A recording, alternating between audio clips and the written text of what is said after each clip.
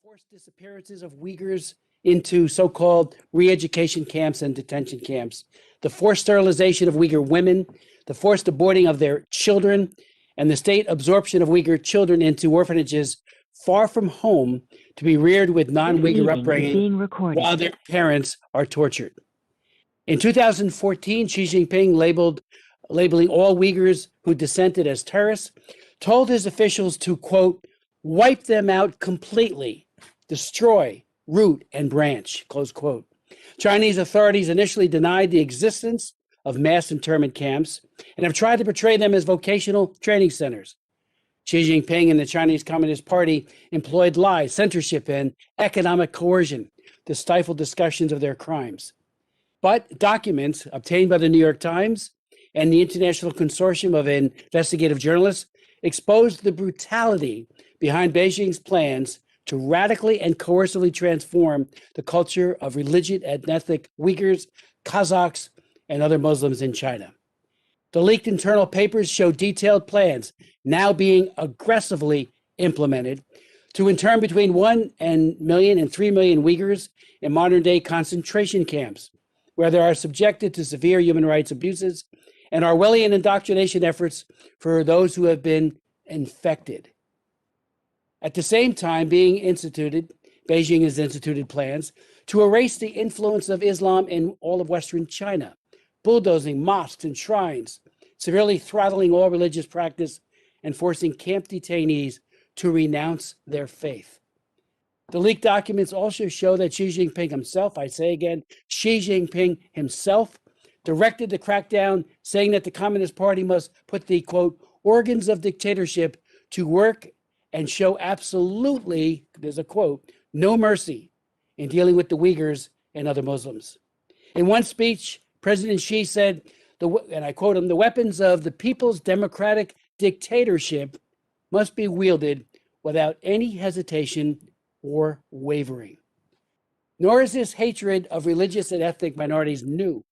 It is the same cruel script that we have seen in Tibet, where the Chinese Communist Party has sought to erase the culture of a proud people.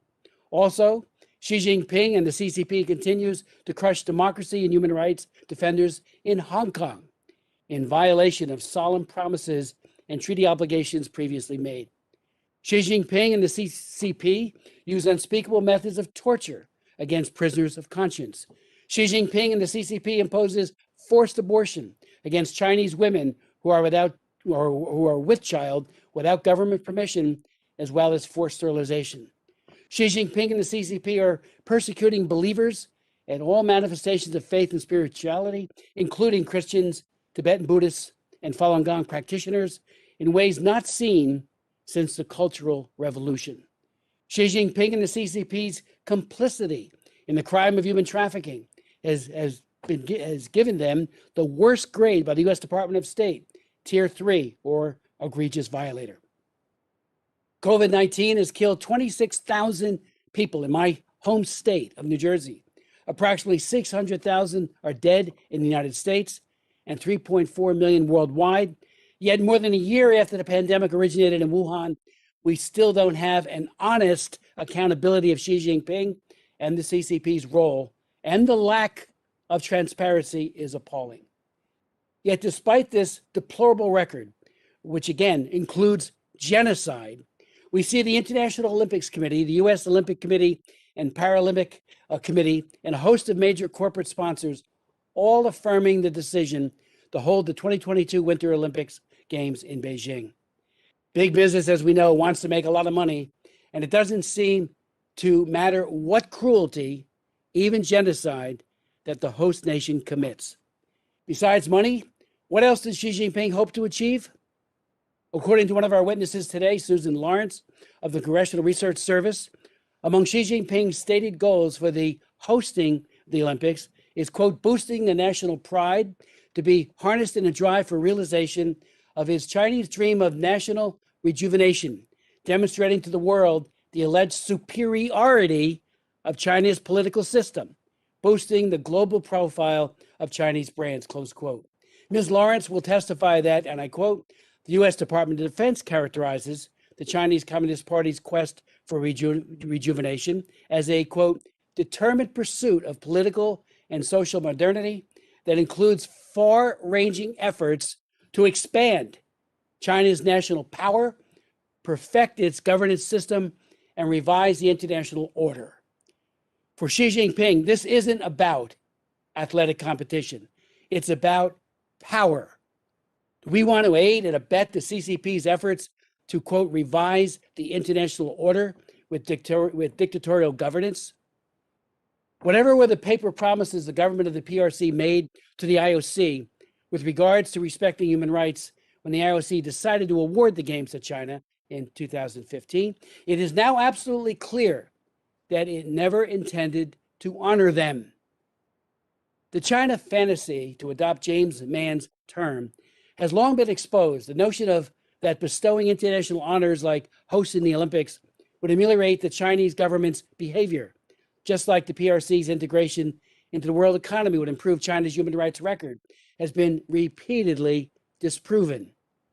Since President Clinton delinked human rights and trade with China in May of 1994, and since China joined the World Trade Organization in 2004, it has exponentially enhanced its ubiquitous police and its military capabilities. And through the use of ever-improving technology, implemented the most Orwellian surveillance system in human history and executes one of the most horrifying genocides right before the eyes of the world.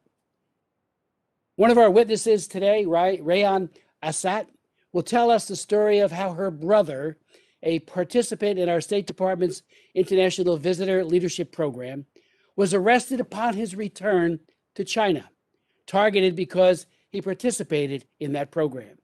While we have a moral obligation to speak out on behalf of all victims, our State Department has a particular obligation to speak out on behalf of Assat, whom, through his participation in that IVLP program, the State Department had adopted as one of its own.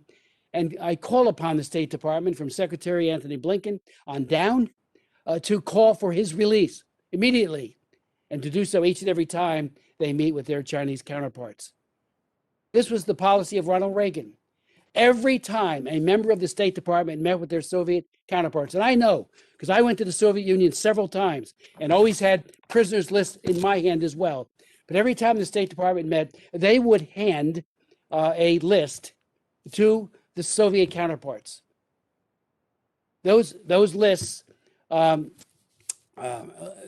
Soviet dissidents who were unjustly imprisoned, and demanded each of them by name be released. By repeating the name of individuals such as Assat, we give a face to what otherwise might remain an abstraction to those who would dehumanize these individuals, each with a father, mother, spouse, sister, brother, and sisters and children who love them.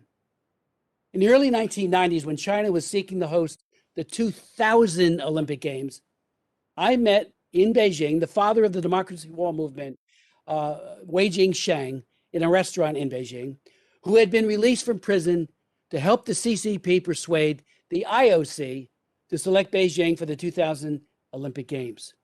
After the PRC was denied the Games, however, he was promptly rearrested and tortured before eventually being released under humanitarian parole and allowed to come to the United States in 1997. Wei Jingsheng testified in 1998 before my Human Rights Subcommittee and said that the bullies in the Chinese Laogai and prison camps beat and tortured prisoners of conscience more when U.S. officials kowtow and appease, and less when we are serious, resolute, and penalize barbaric behavior. The PRC, as we all know, was eventually awarded the Olympics in 2008 over the rigorous protests of me and many others. Human Rights Watch, who will be testifying, put out strong statements saying, don't do it. So immediately prior to the beginning of the Games, Congressman Frank Wolf and I traveled to Beijing to raise the issue of human rights and highlight the fact that the CCP was arresting dissidents in and around Beijing to prevent contact with journalists. From this experience and having spoken with countless numbers of political prisoners of dictatorial regimes, I concluded that when the rulers of these countries know that these individuals are remembered, their situation improves. It is when they are forgotten, when these oppressive governments are apparently rewarded with business investments and the ability to host the Olympic Games, then their situation worsens because the dictators realize there is no accountability for their actions. In granting Beijing host status for the Olympic Games, we are crowning a barbarous regime with laurels, while we should be considering their abuse and genocide. The UN Genocide Convention clearly says a government committing genocide should be, quote, punished. In light of what is now known, and in solidarity with the oppressed and not the oppressor, in solidarity with the victims and not the victimizer, I urge the IOC and all interested parties, including the United States, to find a new host city or a boycott. To our big corporations, don't enable or sponsor the Genocide Olympics. I'd like to now yield to my co-chair, Congressman Jim McGovern of Massachusetts, for any opening comments you might have. Thank you very much, Congressman Smith, and for convening this timely hearing on China genocide in the Olympics.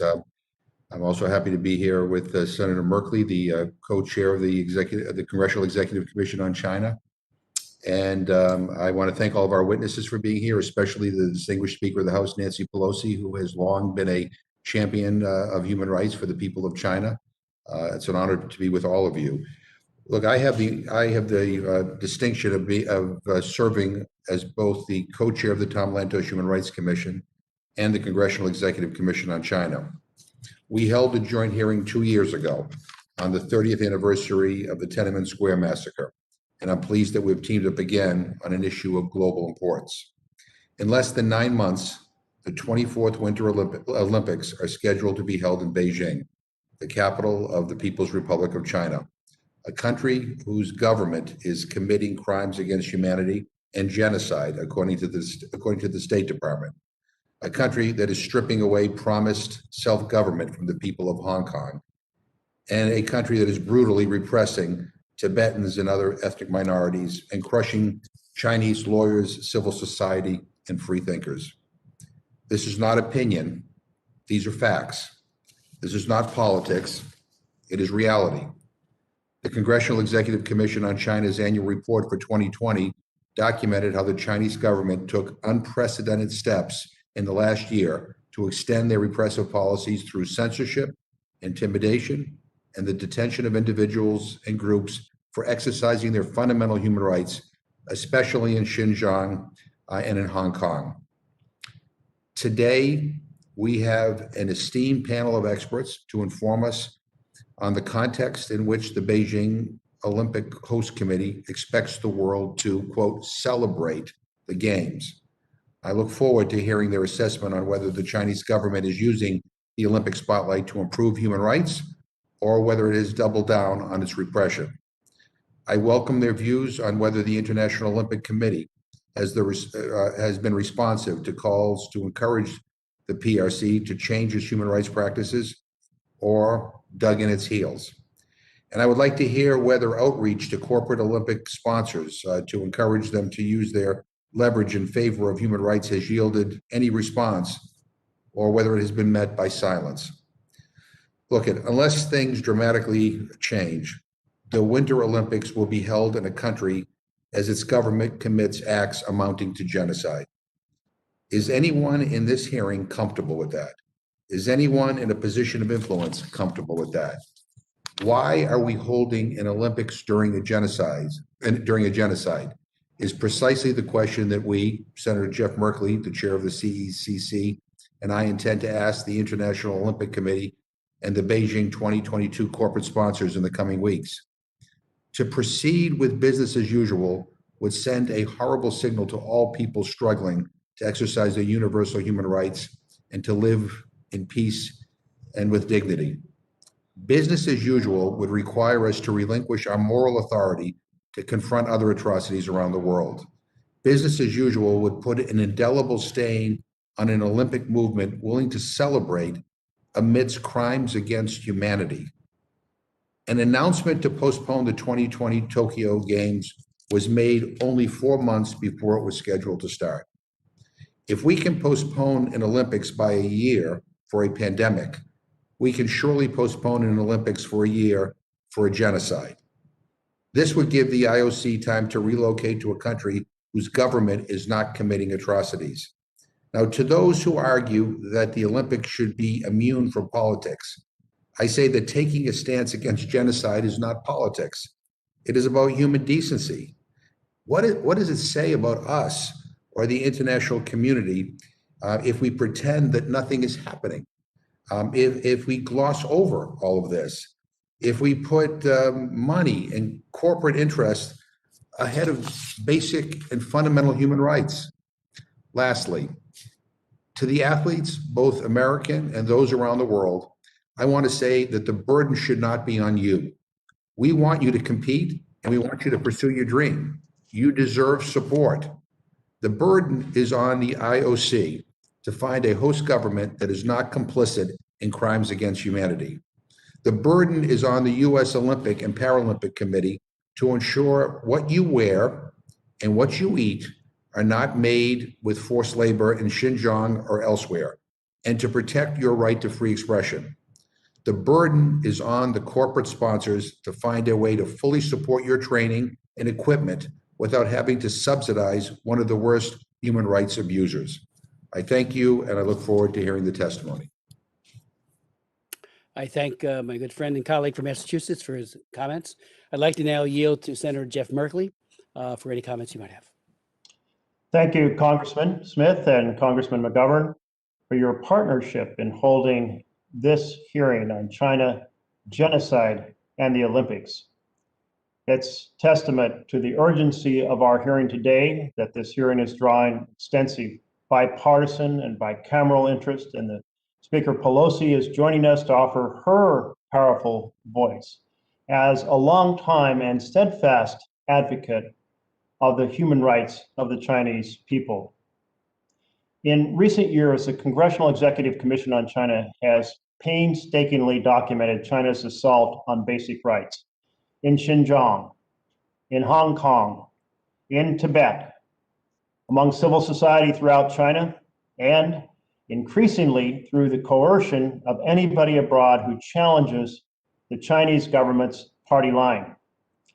As the chairs of the CECC, Congressman McGovern and I are committed to shining a light on these abuses and marshaling coalitions of human rights advocates, civil society, intergovernmental and interparliamentary partners to hold abusers of human rights accountable and improve the dire human rights situation in China.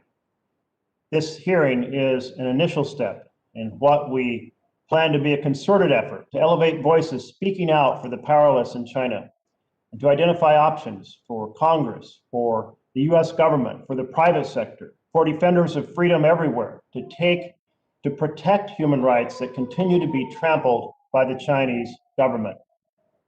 The International Olympic Committee's shameful choice to hold the 2022 Winter Olympics in Beijing and other cities in China sadly makes the Olympics an immediate focal point for our consideration.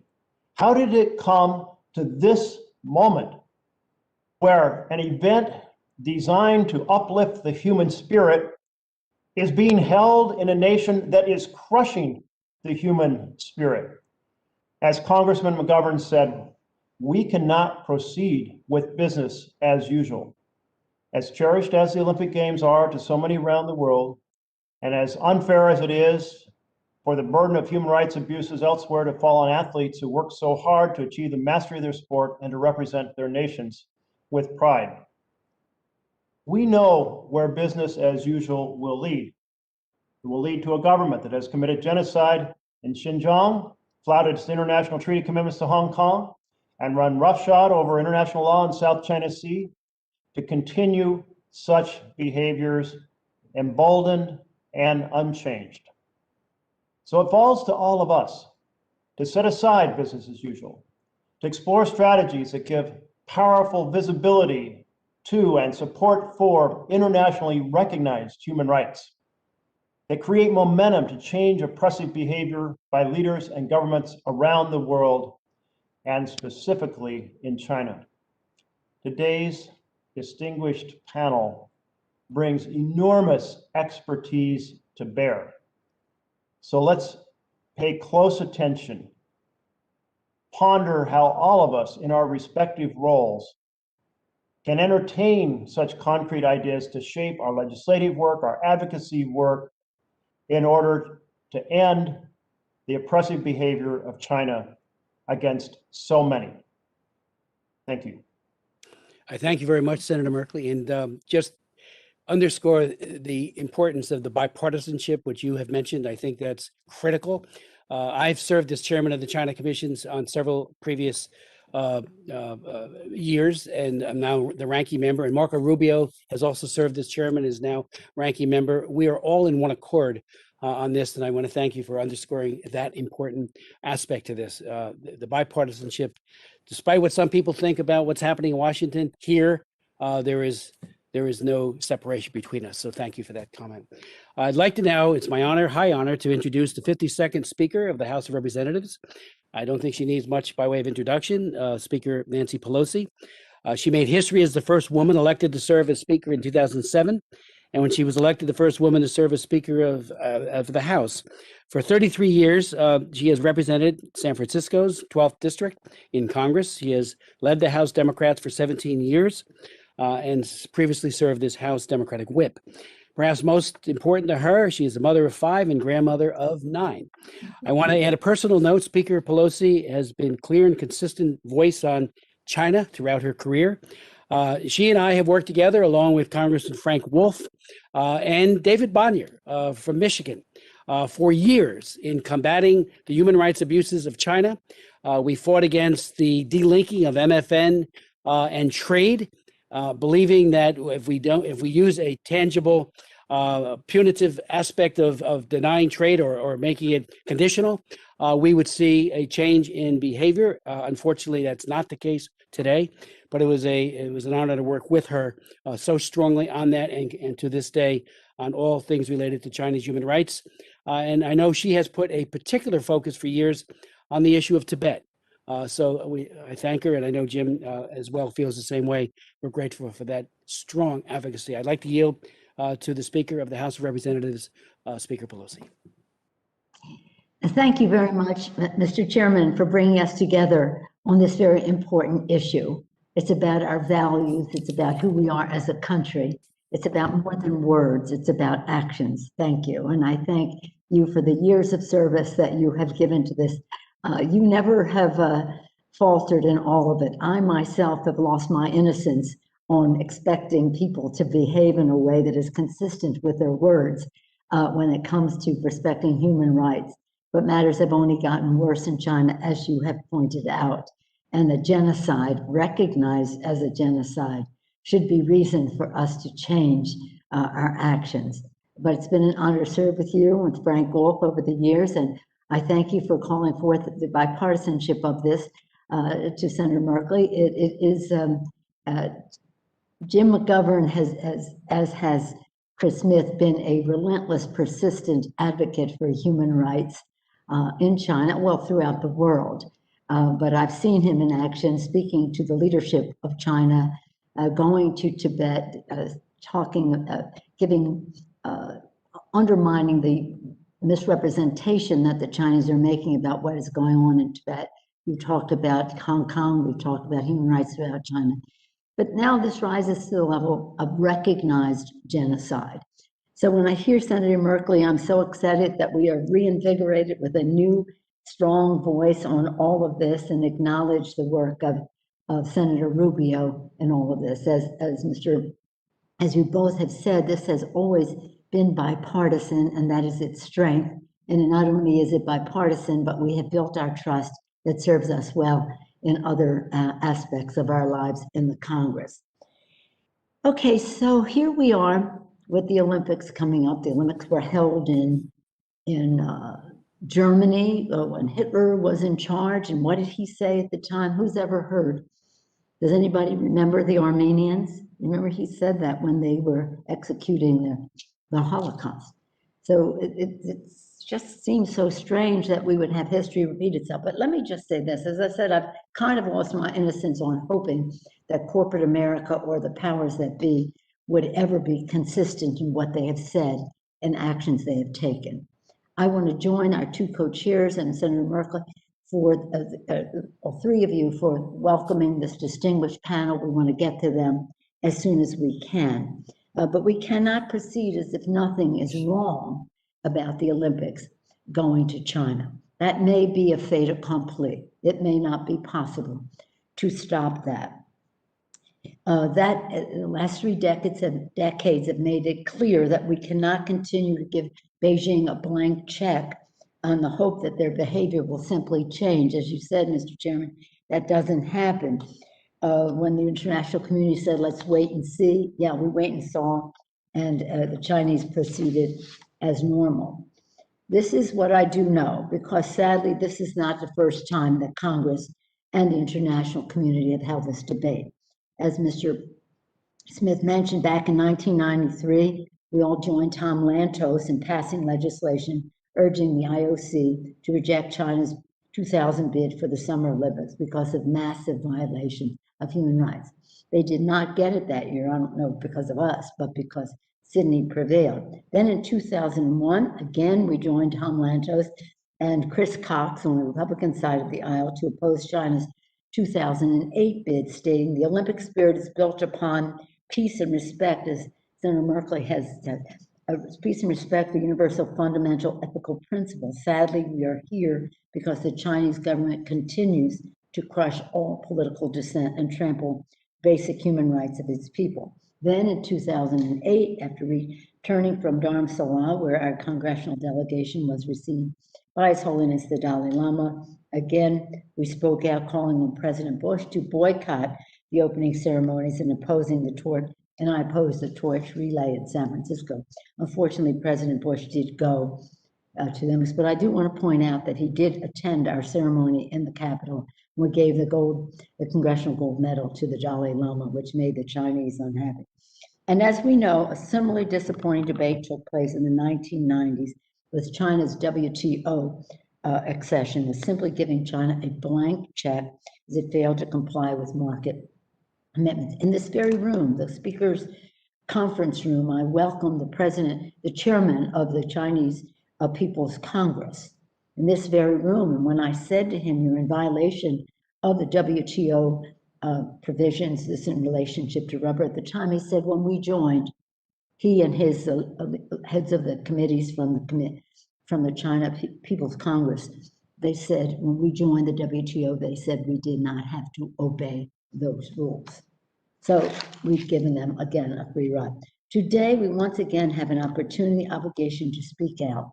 While China has changed over 30 years in some respects, it is appalling that its human rights record has worsened.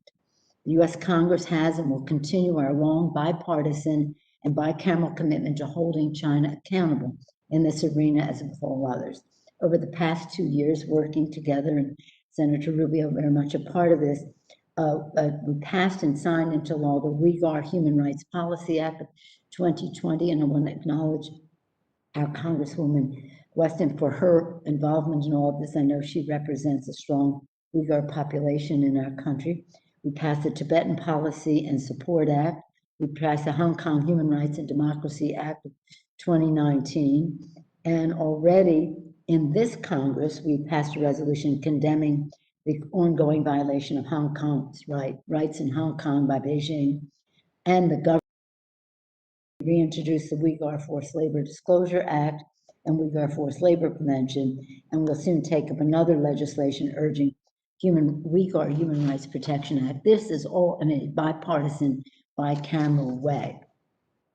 As Mr. Smith mentioned, the names of some of the prisoners, for the Chinese government, the most excruciating form of torture is to say to the prisoners, nobody cares, nobody even remembers you're here, and they don't know why. Why don't you just give up? But thank you for your mention, and of course, Wei Jinsheng was a hero. Just we nominated him for the Nobel Peace Prize. He's so fabulous, and now in the U.S., but a victim of China's human rights violations, a real hero to all of us. And he tells us when we speak out, people do hear it in the prisons and in the rest.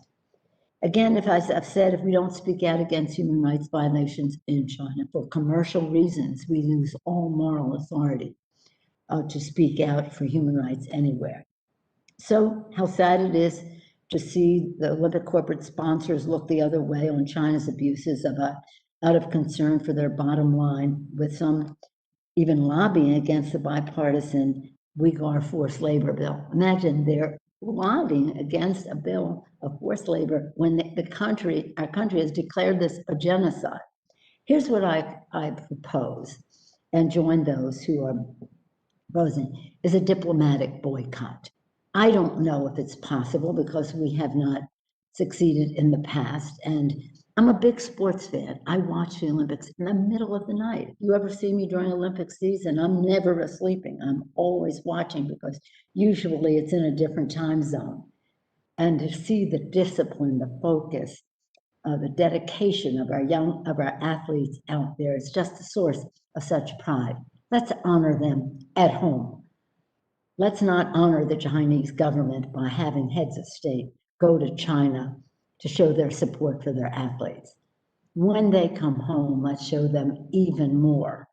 Not you're home now, it's over, goodbye, but even more respect, adulation, really, for what they've done, and to honor all of them, not just the medal winners. But for heads of state to go to China in light of a genocide that is ongoing while you're sitting there in your seats, it really begs the question, what moral authority do you have to speak again about human rights any place in the world if you're willing to pay your respects to the Chinese government as they commit genocide? So honor your athletes at home. Let's have a diplomatic boycott if, in fact, this Olympics takes place. Silence on this issue is unacceptable. It enables China's abuses. Let me end by quoting from testimony submitted today from the International Campaign for Tibet, since Chris, since Mr. Chairman quoted some of the others. The history of human rights violations has taught us a clear lesson. Silence equates with license, and that those who turn away from crimes against humanity bear responsibility for them. If the AOC does nothing to address irrefutable, decades-long, persistent, severe human rights violations in Olympic host countries like China, it becomes complicit. Now the Chinese Olympic Committee has established new standards and the rest. I understand that, but they maintain that they passed those new rules after they awarded China so let's hope that for the future, those new rules. I just want to go back to our friend Tom Lantos. Years ago, I mean, after like 10 years of doing this and still not really having as much success as we would like to have in terms of human rights in China. And by the way, it's about proliferation of weapons and delivery systems that were to rogue nations. It's about violations of our trade relations. It's about a lot of things, including the human rights violations. And when I said to him, I said, Tom, we're not making any success. He said, Nancy said, the road on human rights is a long one. You must be patient. You must be patient, but you must be persistent. And in the spirit of Tom Lantos, which I know Mr. McGovern and Mr. Smith both are in the leadership of the Tom Lantos Commission. Thank you for your chairmanship, Mr. McGovern. That it is a long road, and we must be patient. But we want some successes as well, and I think one would be if the countries of the world withhold their attendance at the Olympics and instead save their energy and their enthusiasm for their athletes to welcome them when they come home and give them a beautiful send-off when they go. That would be a giant step forward. I've been told by President Trump that President Xi told him that the people in these education camps, the Uyghur education, really like being there. Really like being there. No, they don't, President Xi. They don't like being there. They like being home with their families. So again, I thank all of you for your courage, for your leadership, for the clarity of the message, and I'm very, very proud of the bipartisanship that has been central to this bipartisan House and Senate, bipartisan, bicameral, all-American support for human rights throughout the world. Thank you all for your leadership. Madam Speaker, thank you, sir, very much for that very eloquent statement. And it has been an honor to work with you on combating human rights in China for 3 decades and counting. And you're right, it is all about persistence, accuracy. One thing that we painstakingly work for on the China Commission, which again I chaired, I'm ranking member on, and the Lantos Commission, and everywhere else, is to be absolutely accurate. And Xi Jinping knows that we are telling the truth about his barbarous behavior. And one thing that I said during the debate on one of the Uyghur bills was, this is Xi Jinping's genocide. He owns it. He started it. He has maintained it.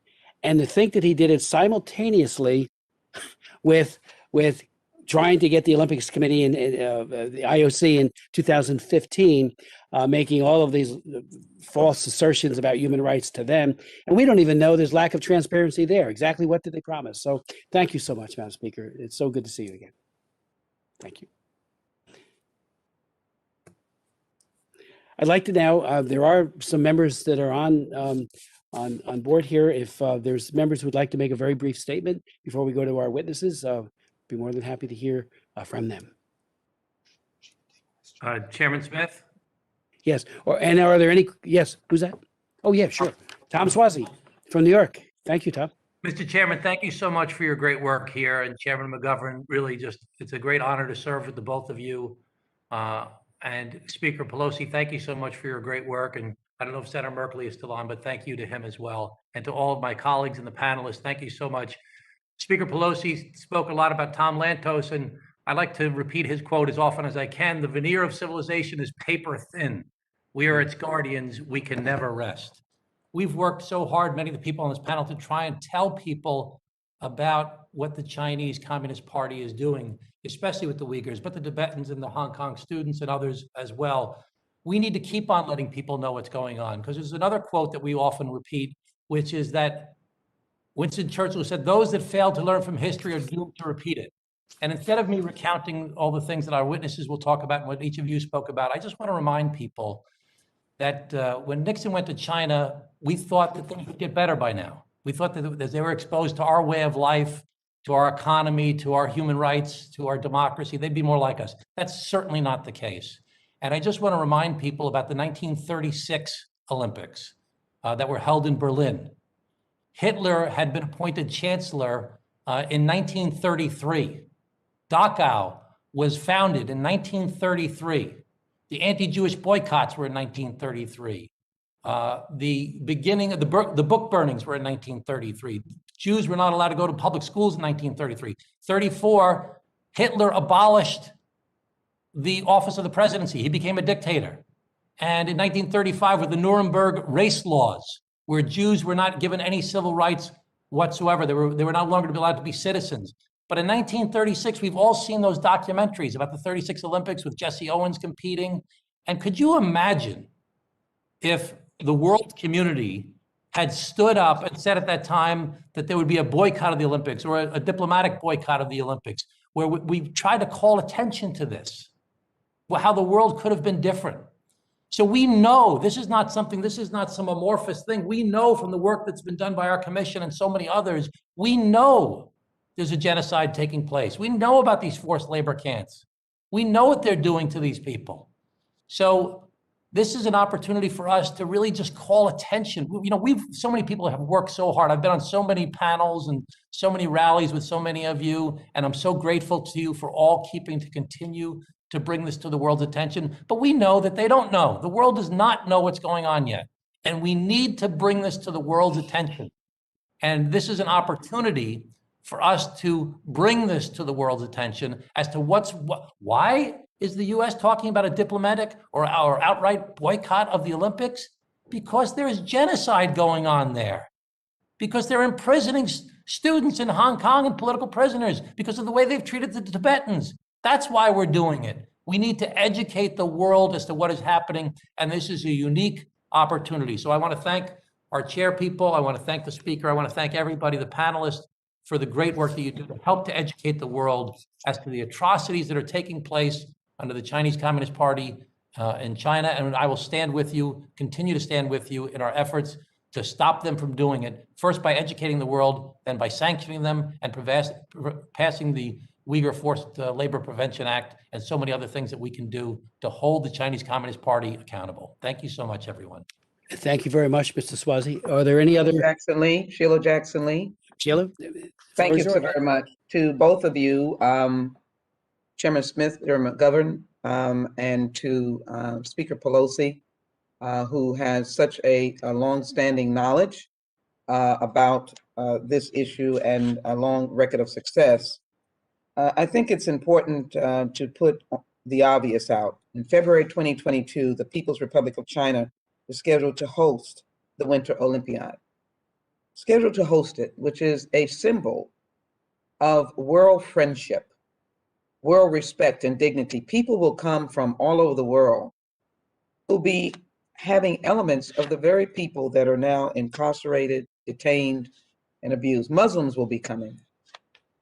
People of many different faiths will be coming. People from individuals from Hong Kong and Taiwan and other places that have been in the eye of the storm with China. The PRCs, however, will continue its highly repressive human rights policies, including practices the State Department deems crimes against humanity and genocide against ethnic minorities, particularly the Uyghurs, and the crushing of the democratic opposition in Hong Kong brought tears to my eyes, have called into question the legitimacy of holding these games in China. I had the privilege of serving under the tutelage of Chairman Lantos as a member of the Foreign Affairs Committee. You could not serve on that committee without feeling his commitment and total DNA to the idea of ending repressive, oppressive regimes and being concerned about the preciousness of human rights and human dignity. China's record of human rights abuses seems at odds with the standards set forth by host cities of the Olympic Games, as set forth by the International Olympic Committee. On December 1st, 2018, the IOC announced it had established an IOC Advisory Committee on Human Rights.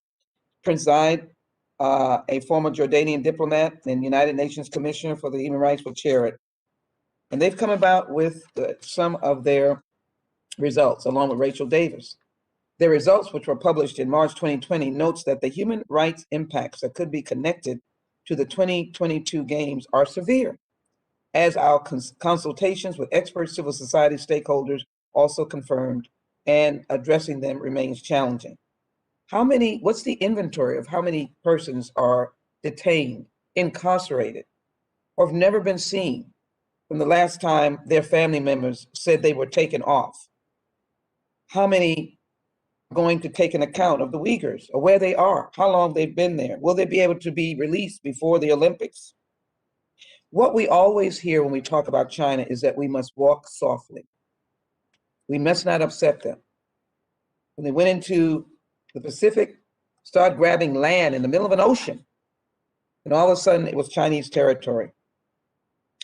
We know China's leader has associated himself closely with this election and his ego and all the great things about China, and appears to view hosting the Games as an important part of his vision for achieving China's national rejuvenation and as an opportunity to promote China's system of governments and its economy on global stage. I sit on the Homeland Security Committee as I conclude, and we know for a fact that the kind of cyber attacks, the manipulation, violation of copyrights, other patent rights, the complete ignoring of any civil society. What belongs to me belongs to me, what belongs to you belongs to you. Not under this present leadership and before. And so we know it's journalists, it's human rights groups who have highlighted now the Uyghurs. I've been to Tibet. What's happening with the Tibetans? That was very near and dear to Chairman Lantos and many others. So the goal of the Olympic Charter states that it is to place sport at the service of the harmonious development of humankind, the view to promoting a peaceful society concerned with the preservation of human dignity. We have to ask this serious question as we listen to the witnesses, We heard the excellent framework of the speaker. And I just leave us with this thought. It seems that the overriding deciding factor in our relationship with China is economy, economy, economy. Maybe I should say it's the economy, student. We heard that before, but in a totally different context. How do we, as people of goodwill, who believe in humanity and dignity, who cry at the sight of children being abused, who wonder about democracy and right for its growth around the world, and wonder about now the current group, there are many, so many, the Uyghurs, who have been so much subjected to so many insults, children in boarding schools, state-run. What do we do to hold up the banner of human rights, human dignity? What is our standard? With that, Mr. Chairman, thank you for the opportunity. I yield back. Thank you very much, Ms. Jackson-Lee. Any other members who would like to say something at the opening or perhaps ask our speaker a question? Is the speaker still here, Mr. Chairman? Yes, she is. Yes, she's still there. Madam Speaker? I thought she had. No, she's here. Oh, okay. Madam Speaker, thank you for your eloquent comments. And I'd like to pose the question that I ended with. And you so aptly know the Chinese, and that is this tension between this huge economic force and what we should value as the ultimate advocacy, and that is human rights, because human rights has few champions. And when I say that in the international arena, when the economy or the size of one's purse becomes relevant, and how do we balance that and advocate in the administration about the need to raise the specter of human rights as it deals with China? Well, we've been working on this, Mr. Smith, Frank Wolf, others in a bipartisan way over the years. Certainly, Mr. McGovern later, he came a few years later on this subject. Let me just say this: China is a great nation. That is to say, great in terms of size and significance. When we were children, many of us were told if we dug a hole at the beach, we would reach China because they're right on the other side of us. We are connected on this planet. I have been a constant critic of China on human rights, trade, and proliferation of weapons to rogue countries for years. The administration, Democratic and Republican, I'm not presidential, executive branch, have looked the other way at China's violations over time. But China, in terms of this planet, we've had to work together on the climate issue. And we can learn from China, they can learn from us. We need to work together. But we cannot then just say we're going to ignore everything else in our relationship. So they arranged for me to go and speak the first time on the subject of discussing climate issues. But I said, I cannot come unless I can speak out about human rights. You can't expect me to do that. And so where we can, we should be trying to work together, but we cannot, again, ignore what's happening in the South China Sea from a security standpoint, what's happening in terms of trade violations. You aptly mentioned intellectual property. But as Mr. Smith can attest, we have tried everything, and we usually win in the Congress, but we cannot usually override the presidential vetoes that come with this. So it's a hard challenge, but we just have to keep it in front of the American people, but recognizing that where we have common interest, we should strive to work together and hope that that cooperation will lead to further cooperation in other areas. It's just really sad that over time, China has not made the progress on human rights that it has made in some other economic areas in China, but it is also sad to report that President Xi is just taking us backward. He has been really, well, it's we must speak out. When he said to me once when he was here, well, you don't know what's going on in Tibet. Go to Tibet and see for yourself. I said, well, I've been trying to get a visa to go to Tibet for like 20 years. So if you want me to go see for ourselves, then give us the visas, which they did. And we went under leadership of our spiritual leader of our trip, Jim McGovern.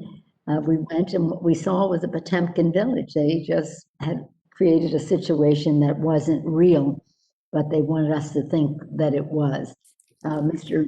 McGovern fought very hard for there to be a consulate in Lhasa, also to be able to have better access to Tibet for many people. So it's been an ongoing, so when you ask us, it's been a day-to-day ongoing bipartisan effort, but they know that we will be relentless and persistent, and we're not going away. It doesn't seem to have affected their behavior too much, but nonetheless, we will continue. But I think it's really important for us to hear from our witnesses because they have been the ones of courage to speak out. And so many friends that we have in China or have come out of China who've spoken so courageously on all of this. Let's hear from them. Thank you. Thank you, Madam Speaker. And I want to thank you for your point that you don't believe in stovepiping human rights, China human rights violations. I asked Secretary Kerry in a hearing just a few days ago on his trip, did he raise the issue of human rights? And he said, I stay in my lane. He was talking about climate, but we really need to, any contact, the business community, the labor community, any diplomatic or other issue needs to say, hey, what you're doing in Xinjiang genocide is the equivalent of what the Nazis did. And what you do to your people, your own people, the Han Chinese, each and every day is monstrous. And it all goes to the foot of Xi Jinping. I mean, others, Hu Jintao, others were awful on human rights. He's taken it, as you pointed out, to new lows. So we need to be ever present. And I thank you for, it's everybody's lane, not just, a human rights delegation who might go over there to speak. I would point out that we did invite the International Olympic Committee to be here today. We also asked the United States Olympic and Paralympic Committee if they would testify. They have submitted a statement, but it's pretty much like the statement without objection will be made a part of the record to the letter that was sent to every member of Congress. At least that's my understanding. I got one. But it's just based, we need answers. And so I reiterate that request that they come and present their view on this and answer questions. And I thank you, Madam Speaker. Could you unmute the speaker? They are trying. Thank you. Thank you very much. I will now go to our second panel. And thank you again, Madam Speaker, for being here. And beginning with Dr. Yang Zhengli, who is a world-renowned scholar, human rights activist, and architect, and leader for Chinese democracy. He immigrated to the United States following the Tiananmen Square protests in '89. He is the president of the Citizen Power Initiatives for China, which he founded in 2007. He was a prisoner of conscience, a part of the pro-democracy movement, committed to peaceful transition to democracy in China. He firmly believes that it is critical for a peaceful democratic transition in China, that the world democracies continue to hold China accountable for abusing the human rights and political rights of their citizens. We will then hear from Susan Lawrence, who's a specialist in Asian affairs at the Congressional Research Service, where her work focuses on the PRC and Taiwan. Immediately before joining CRS in 2010, Ms. Lawrence managed advocacy campaigns in China as part of a major philanthropic foundation, a global public health initiative early in her career. She worked for a cumulative of 11 years as a Beijing-based bureau chief and staff reporter for major U.S. publications. Then we'll hear from Rethan Assat, who is an attorney, Yale World Fellow, and senior fellow at the Raoul Wallenberg Center for Human Rights. Her brother, Ekpar Assat, a 2016 participant in the State Department's International Visitors Leadership Program, was arrested upon returning to China and is now reportedly serving 15 years in prison for trumped up charges, including ethnic hatred and ethnic discrimination. Rethan is a frequent speaker at international fora and has testified before the parliaments of Canada, the UK, and Lithuania. She has been featured in the New York Times, BBC, CNN, The Hill, The Globe, Daily Mail, among others. Her writing has also been published in many legal journals, and her opinions have appeared in Foreign Policy and in other prominent publications. Then we'll hear from Samuel M. Chu, who is the founding and managing director of the Hong Kong Democracy Council and a nationally recognized organizer for social change and a more democratic world. Mr. Chu was born and raised in Hong Kong and is the younger son of Reverend Chu Yiming, a veteran and leading pro-democracy organizer in Hong Kong. Previously, Mr. Chu was a fellow at the Center for Religion and Civic Culture at the University of Southern California. He was also the founding president of One LA Industrial Areas Foundation, one of the nation's largest broad-based organizing networks, and served as founding executive director of California Faith for Equality and California Faith for Equality Action Fund. We'll then hear from Reggie Littlejohn, who is the founder and president of Women's Rights Without Borders, an international coalition to expose and oppose forced abortion, gendercide, and sexual slavery in China. WRWF is the only organization inside rural China saving babies and abandoned widows. Women's Rights Without Frontiers seeks to form a left-right human rights and humanitarian coalition to end forced abortion and gendercide, the killing of little girls. She is also a graduate of Yale Law School and a litigation attorney, an acclaimed international expert on China's one-child policy. Ms. Littlejohn has testified 8 times before the U.S. Congress, 3 times at the European Parliament, and is presented to the British, Irish, and Canadian parliaments as well. And finally, we'll hear from Sophie Richardson, who is the China director at Human Rights Watch and a longtime friend of the Lantos Commission and the CECC. Dr. Richardson is the author of numerous articles on domestic Chinese political reform, democratization and human rights in Cambodia, China, Indonesia, Hong Kong, and the Philippines, and Vietnam. She has provided commentary to the BBC, CNN, and so many other publications throughout the world. Among her many appearances, she testified before the CECC in 2017 on the broken promises that accompanied China's ascension to the World Trade Organization and the need to reprioritize human rights, a topic which in many ways foreshadows those being explored at today's hearing. We welcome her back to the Congress. I'd like to now ask Dr. Yang if he could present his testimony. Thank you, Mr. Chairman. As the world watched, the Chinese government committed gross human rights abuses in the run-up to the 2008 Beijing Olympics. But just before the IOC's final decision in 2015 to choose China for the 2022 Winter Olympics, IOC official Mark Adams said that Beijing had given the IOC new assurances concerning human rights, and that the IOC was confident that the government of China would take all necessary measures to ensure the Olympic Charter. In other words, it's 2008 all over again. Actually, much, much worse. Here we are again. The US is facing a difficult test. There is every reason for the US to stay away from the 2022 Beijing Olympics. We should and we can. Both IOC President Bach and the Chinese leader Xi Jinping are loudly proclaiming that the games should not be politicized. We are all too familiar with what is meant by the politicization of an event.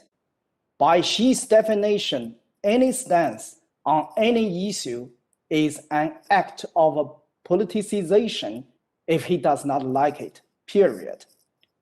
According to the Olympic Charter, the goal of Olympians concerns harmonious development of humankind and the preservation of human dignity. Genocide is the antithesis of the the development of humankind. And forced labor is not for the preservation of human dignity. The Olympics are bound to be political if these issues are defined to be political. Beijing 2022 will be Xi's games, just as Berlin 1936 were Hitler's. Let's see why this is so. Number one, allowing Beijing to host the games without opposition will serve as tacit approval of the CCP's model of authoritarian capitalism, digital totalitarianism, and rights-free development. Number two, for supporting, attending, and participating in the games, the entire world will become complicit in China's Uyghur genocide and other atrocious crimes against humanity, enabling China to actively promote and globally export its repressive human rights agenda and views. Number three, the games will serve as a de facto international coronation of Xi Jinping, especially recognizing him as leader for life prior to his official coronation 8 months later, when he's set to enter his third term by breaking the previous 2-term limit. Number four, the games will serve as a vehicle to drive Chinese nationalistic fervor, which is a major source of legitimacy for the rule of the CCP, particularly of Xi. Number five, the games will be a propaganda spectacle through which the CCP boasts above its successful containment of COVID-19, economic recovery, harmonious society, ethnic unity, and Xi's wisdom and solution to pave the way towards a happy, prosperous, pandemic-free world. The CCP will not spare a second to try to project to the global audience a soft power which China lacks and is eager to obtain in order to rise on the world stage. If we do not want to be used by Xi Jinping to serve his political agenda, we must send a clear message in opposition. I'm calling on the US and its allies to do the following: initiate a joint political boycott of the 2022 Beijing Winter Olympics, urging businesses and athletes not to participate in the games. And if they do participate, encourage them to find creative ways to express their condemnation of the CCP's crimes against the humanity. Thank you, Mr. Chairman. Thank you very much, Dr. Yang. I would like to, we'll save questions obviously till after all the witnesses have spoken. It's now my privilege to recognize Susan Lawrence for such time as she may consume. Chairman Smith, Chairman McGovern, and Chairman Markley, thank you and other members in attendance for inviting the Congressional Research Service to testify at today's hearing. I am Susan Lawrence. I'm a specialist in Asian affairs. As you requested, I'll be discussing the role of the Communist Party in China's preparations for the 2022 Winter Olympics, the goals the Communist Party has articulated for the Games, and the Xinjiang region's involvement in preparations for the Games. Beijing is the first city in Olympic history to be selected to host Summer and Winter Olympics. The government of China has vowed that the Games will open in Beijing on time next February, despite the challenges of the pandemic, and despite calls from some in the international community to move the Games out of China to protest China's human rights record. China's state media have presented China's leader, Communist Party General Secretary and State President Xi Jinping, as personally guiding China's planning for the Olympics. A high-level Communist Party body, the Central Leading Group for the work of the 24th Winter Olympic Games, is overseeing preparations for the Games. The Central Leading Group is headed by Han Zheng, China's 9th most senior official, and a member of the party's top decision-making body, the 9-man Politburo Standing Committee. His two deputies on the Central Leading Group are both members of the 25-member Politburo, the party's second most senior decision-making body. The international facing entity in China in charge of planning for the Games is the Beijing Organizing Committee for the 2022 Olympic and Paralympic Winter Games, known as Boycott. It answers to the party's central leading group and is headed by Beijing party chief Tsai Ing-wen, who is also a deputy on the central leading group. A review of Xi Jinping's remarks related to the Winter Olympics suggests that he sees Beijing hosting these games as serving at least 5 national purposes. First, Xi has presented the Games as helping to spur progress on one of his signature initiatives, the development of a new megacity in North China. Xi has championed the integrated development of Beijing, the port city of Tianjin, and the province of Hebei, with the goal of creating a new metropolitan area of 130 million people to be known as Jingjinji.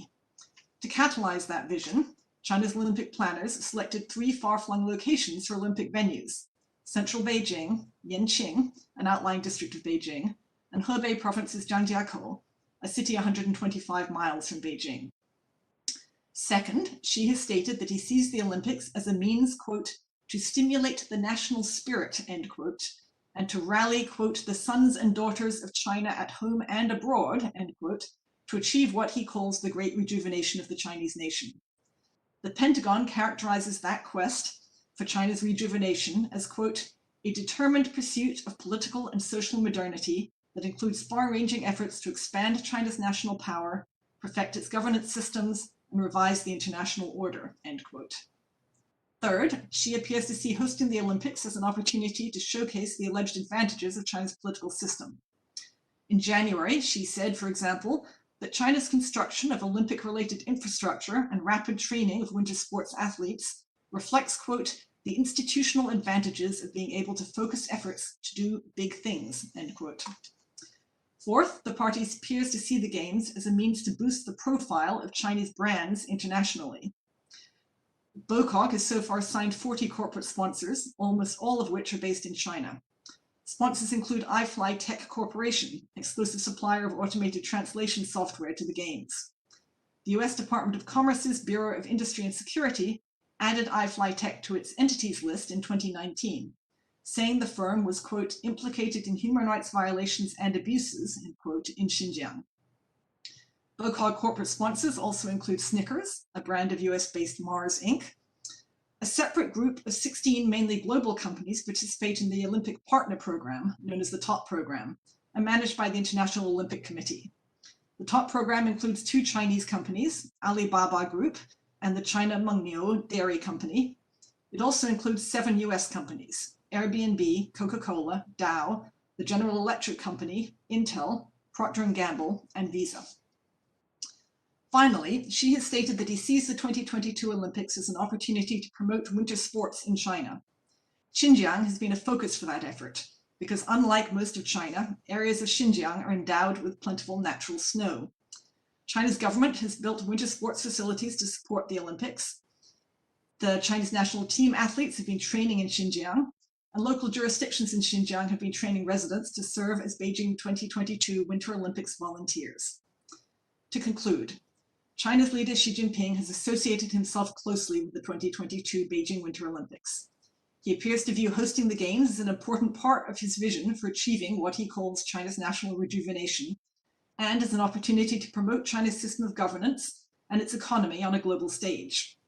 Authorities in distant Xinjiang appear to have expended significant effort to support the Games, even as those same authorities were undertaking a program of mass internment and re-education of ethnic and religious minorities that has drawn global condemnation. Thank you, and I welcome your questions. Ms. Lawrence, thank you very much for those insights and that incisive testimony. I'd like to now yield to Rethan Assat. Good afternoon, esteemed members of Congress and co-panelists, and especially thank you, Congressman Chris Smith, for your advocacy for my brother. I appear before you today as a human rights lawyer and a sister to a victim of the Chinese government's 21st century prison camps, Assat. I recall 2008, when China hosted the Olympics. I was a young college student in Wuhan, among the few Uyghurs studying there. My friends and I got up early to watch the Olympic torch relay, a historic and glorious moment for China. We in China the time, were totally unaware of the discussion taking place outside about China's human rights abuses and support of the Sudanese government's state-sponsored violence in Darfur. But not every Uyghur was lucky enough to live a normal life. In Beijing, authorities cleaned up for the games by expelling many Uyghurs who were living there. Soon after, I left China to study in Canada, then later at Harvard, before I made the US as my permanent home. I also worked in Turkey. I used to visit my family regularly until the spring of 2016, when China declared a people's war on its own people, the Uyghurs. Before the Uyghur crisis began, I was just like many other Americans who are living their lives, exploring the world, and contributing to our society in different ways. All my life, I believed in building bridges just as my brother Ahmed did. Growing up in Xinjiang, I wanted to work not only for the prosperity of my own region, but of the whole country. Like many other Uyghurs, I was a model citizen, and my parents were my role models. I was serious about it. I organized the very first Turkey-China conference in hopes that China would recognize what great ambassadors we Uyghurs could be to the rest of the Turkic world. I believe China was making progress despite its deep flaws, and the Uyghurs would be at the center of the country's bright future. My brother and I were the very sort of citizens CCP propaganda claimed to valorize. But in the end, that was no protection. I learned the hard way that as long as we're born Uyghurs, persecution always looms. My brother Ahmed is a tech entrepreneur, media founder, philanthropist. Before having his life torn away for excelling while Uyghur, he was a tireless peace builder. His entrepreneurship and philanthropy landed him recognition within China and abroad. Chinese media outlets extolled him as a star in a tech world, a positive force for humanity, and a bridge builder. However, even Akbar could not escape the Chinese government's prison camps, the largest mass ethnic detention since World War II. Immediately, as Congressman mentioned, returning from the State Department's program, he was brutally imprisoned, and that was spring 2016. I have learned that my brother has been held and continues to be held in torture by solitary confinement in Aksu, far from home, since January 2019. Perhaps due to my consistent advocacy over the past year, 2 months ago, the authorities granted a 3-minute video call to my family. And if the party thinks that I would shut up over a video, they gravely miscalculated. They didn't show me my brother healthy, well cared for, or even totally present. They couldn't hide how gone he was, how broken. The phrase shadow of his former self took a new, horrifyingly literal meaning for me. In the past 5 years, no matter how excruciating life has been for the Uyghurs and other Turkic ethnic communities, they have exemplified and endured what it means to be resilient and peaceful in the face of hatred, cruelty, and dehumanization of genocide. Today, we're gathered to debate whether China should host the Olympics while committing horrific crimes against humanity. The International Olympic Committee once banned the South African apartheid government, but today fails to uphold the same principles. Olympic values and even basic moral accountability stop at superpower, as it seems. As each day passes, life is being lost in these camps. Human dignity suffers. Families are separated, and innocent children are raised without their parents embrace their language or their culture. So today, my recommendation as an attorney reflects how our actions will directly affect the victims and follows what I believe to be the best path to mitigating and ending this unspeakable human suffering. Even though it appears we're in a bind with no good option, we have actually been presented with 2 opportunities. If we move the games or do not participate, we send a strong signal to the world. And if we do choose to participate, we will have leverage to demand the Chinese government to free the innocent people and close the mass prison camps. This requires a united effort from democracies in the world. International pressure made the International Olympic Committee take a position against the South African apartheid state. The same can and must be done for China. When the Olympics stood up against apartheid, apartheid fell. It is not too late for them to change the course. If this good faith effort fails and the Chinese government remains undeterred to cease this repression, a diplomatic boycott should be exercised. I appreciate and respect the athletes' right to compete. I don't want to take away their chance to accomplish what they've trained for all their lives. What I do suggest, though, is to be given an opportunity to have a face-to-face exchange with the athletes. It will be important for them to know what's going on in China, to hear Akbar's audio from my own words. It's a fine White House tradition to host athletes.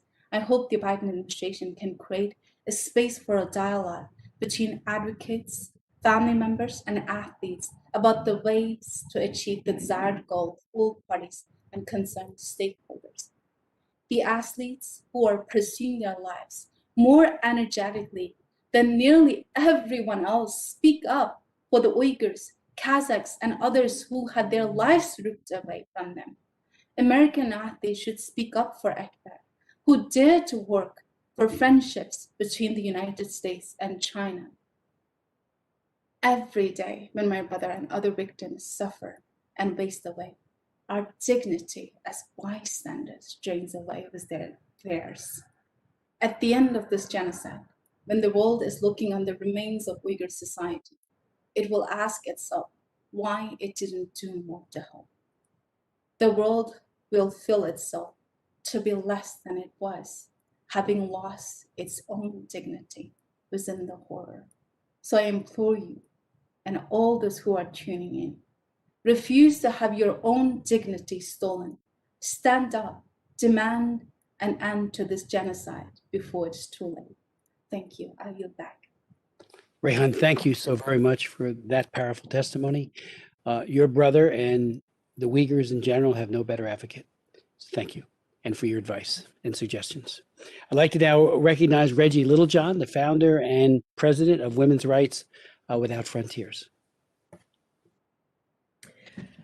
Thank you, Chairman Smith and Madam Speaker Pelosi and all of the chairs and co-chairs of the Tom Lantos Human Rights Commission and the Congressional Executive Commission on China. In 1936, the Olympic Games were held in Berlin, Germany, and predictably, they proved to be an enormous propaganda windfall for Adolf Hitler's Third Reich, affording it unwarranted and unparalleled international prestige, legitimacy, and credibility. Arguably, these benefits served as a smokescreen to hide the terrific crimes against humanity and genocide that were unleashed by the Third Reich. Today, we are confronting another totalitarian regime actively engaged in another genocide, and we must not make this mistake again of allowing a genocidal regime to glory in hosting the world's most prestigious international event. And indeed, as a signatory of the Genocide Convention of 1948, the United States cannot allow this to happen, along with the other more than 150 signatories to this convention. The Chinese Communist Party is committing genocide against ethnic minorities in Xinjiang. So the designation of genocide by Secretary of State Pompeo and affirmed by new Secretary of State Blinken is important, that it's genocide as opposed to simply a crime against humanity. And this is something that I want to focus on today, because the fact that we are signatories or contracting parties to the Genocide Convention gives us certain responsibilities as well as remedies that we would not have if this is not genocide, but merely a crime against humanity. So when Secretary Pompeo issued his genocide determination, he focused on the many crimes against the Uyghurs, including widespread arbitrary imprisonment, forced abortion, forced sterilization, forced labor, draconian restrictions on freedom of religion, and torture. And he concluded, we are witnessing the systematic attempt to destroy the Uyghurs by the Chinese party state. Now, under the Genocide Convention of 1948 and the Rome Statute, and they have the same text, right? This is what constitutes genocide. Genocide means any of the following acts committed with intent to destroy in whole or in part a national, ethnical, racial, or religious group, such as killing the members of the group, causing serious bodily or mental harm to members of the group, deliberately inflicting on the group conditions of life calculated to bring about its physical destruction in whole or in part, imposing measures intended to prevent births within the group, forcibly transferring children of the group to another group. So we've heard testimony about all of these. This situation is unique because the CCP is not committing just one, but all 5, any one of which would be sufficient for a genocide determination. But I want to just highlight one, which is the causing of serious bodily or mental harm to members of the group. There was a BBC report that came out from an escapee from one of the camps, and she said that she witnessed that the rape of a young woman, maybe 20 or 22 years old, in front of 100 of the female inmates of the camp. And not only were they gang raping this young woman, but they were looking at the faces of the women who were observing it to see if anybody flinched, if anybody cried, if anybody looked away. And if they did, then they would be punished as well.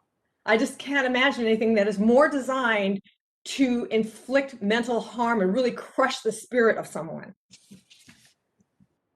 So there has been some dispute as to whether the CCP has exhibited the intent to destroy, which is an important part of the definition of genocide. And I argue that they have. According to Secretary Pompeo's genocide determination, quote, the Chinese Communist Party apparatchiks are delivering a far darker message to their own people, portraying Uyghurs as, quote, malignant tumors, end quote, comparing their faith to a communicable plague, and exhorting the party faithful to implement a crushing blow, telling them you can't uproot all the weeds hidden among the crops in the field one by one. You need to spray chemicals to kill them all. So I would say that constitutes an intent to commit genocide. And second, genocidal intent need not be stated. It is more often inferred from a systematic pattern of coordinated acts. So, for example, against the Uyghurs, there has been it is undeniable that while China has scrapped or reduced its one-child policy in the rest of China, that it has been upping the forced abortions and forced sterilizations of Uyghurs to the extent that the Uyghurs population increased. The births dropped almost 49% in Xinjiang between 2017 and 2019. That's almost a 50% drop. Okay, you can infer from that, even if they don't say we're trying to stop them or we're trying to kill them, that is in fact what they are doing. So whether or not the CCP's acts against the Uyghurs are crimes against humanity or genocide is more than a difference in semantic. The fact that these acts constitute genocide brings into effect the requirements and the remedies of the Genocide Convention. Specifically, Article 1 of the Convention states, the contracting parties confirm that genocide, whether committed in time of peace or time of war, is a crime under international law which they undertake to prevent and to punish. So we have signed that along with 150 other countries. Does our signature on the Genocide Convention have teeth? Do we really mean it when we say never again? So we have to prevent genocide, and we have to punish them. So I think that moving the Olympics, which would be my first choice, would be a way of punishing them. I really do think that all 152 signatories of the Genocide Convention should come together and with one voice and say we need to move the Olympics. We are obligated to ask for this, and there needs to be a city that will step up to the plate for this. And, so that I call upon cities with the infrastructure for the Winter Olympics to step up to the plate and offer to host them. And then beyond that, if this is genocide, then then we have the remedies that we can exercise. And I have written these remedies out under the Genocide Convention in my written testimony, and I will be happy to answer them, to talk about them in the questions and answers, because we don't have a lot of time for this opening statement. But I would like to say that on April 15th of 2021, the CPDC, the Congressional, the Committee on the Present Danger of China, Women's Rights Without Frontiers, together spearheaded this letter, which was signed by 110 dignitaries and human rights activists, public policy, national security folks, asking that the Olympics be moved or boycotted. And I asked that this letter would be entered into the congressional record. That objection so ordered. Okay, so we didn't, thank you, Chairman Smith.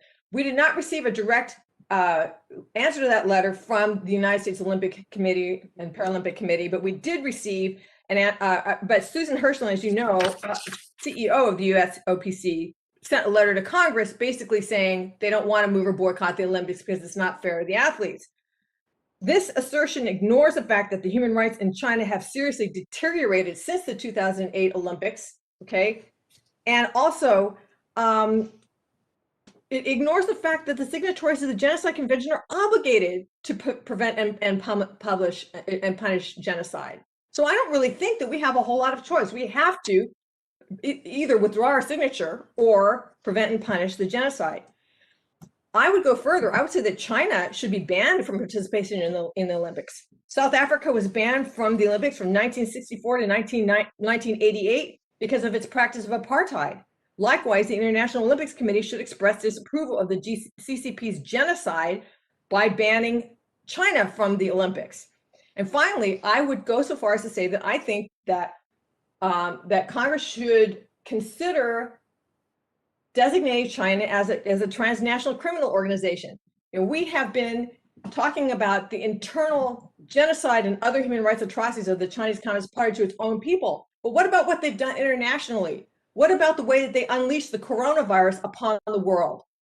What about the way that they're flooding our shores with fentanyl? What about the countless billions and billions of dollars that they're stealing from us in intellectual property? They should be designated as a transnational criminal organization and should not be honored by being the hosts of the Olympics. Our athletes deserve to compete on soil that is not stained by the blood of genocide. Thank you. Now? Oh, yeah. Thank you very much, Ms. Littlejohn, for that testimony. Thank you for your decades of work to expose and combat gendercide, the deliberate and systematic extermination of the girl child in China, but elsewhere, through sex-selected abortion. It has been extraordinary and so much needed. They have so few advocates around the world, and yet these little girls, the missing girls in China, as we all know, has exacerbated the human trafficking situation in China because they simply don't exist. Because they have been killed through sex-selected abortion. So thank you for that work as well. And I would hope that during questions you would get into some of the remedies that you think need to be done. I'd like to now introduce Samuel Chu and recognize him for such time as he may consume.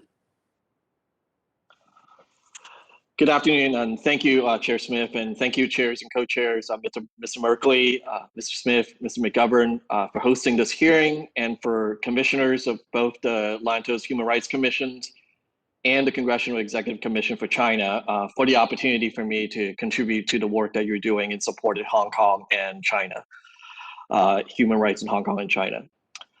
Let me just begin. I want to start by saying that freedom-loving Hong Kongers stand with our Uyghur brothers and sisters, with you, Rethan, with your brother. If genocide does not stop us in our tracks and spur us to meaningful action in response to the Olympics and beyond, nothing else will, and shame on all of us. Like many kids who grew up in Hong Kong, I played table tennis when I was growing up, or we call it ping pong. Like American kids who first picked up a basketball or learned tumbling in gymnastics or laced up their first pair of skates, I fantasized about one day competing at the Olympics. Now, my ping pong career never took off, but it didn't diminish the pride of watching athletes from Hong Kong competing in the Olympics, or my daydreams about what it would be like to stand on the podium. But my dream was only possible because Hong Kong fielded its own teams for the Olympics, separate from the United Kingdom prior to '97, and then later separate from the People's Republic of China. I remember asking my parents if we would still have our own team after 1997 and the handover. And they reassured me that Hong Kong would still be separate and distinct on the sports fields because it was enshrined in Hong Kong's basic law that we would maintain and develop relationships, including in the appropriate fields of economic, trade, financial and monetary, shipping, communications, cultural, and sports. And I remember being relieved that our flag would still be there. At the time, it was a childish question and a minute detail, but for Hong Kong to be able to march under its own flag was an important symbol of the guarantees of freedoms and autonomy under one country, two systems. Today, that small footnote is the only remaining remnant among the broken promises China made to Hong Kong and to the world. The fall of Hong Kong has been swift and total. The national security law unilaterally imposed a year ago has been used aggressively to crush freedom of speech, to purge all political oppositions, and to sever the pro-democracy movement's tie to the international community. Not satisfied with the mass disqualifications of pro-democracy candidates and lawmakers or the postponement of elections, last month, the CCP fundamentally altered the election system and the makeup of the Hong Kong Legislative Council to ensure that it is only staffed with Beijing loyalists. Every public face of the pro-democracy movement is now either in jail, living in exile, or living in de facto political house arrest without their political rights and any right to engage publicly. 2 years ago, last week, CECC actually heard from a delegation of Hong Kongers. Martin Lee, the founding father of democracy, now convicted, sentenced.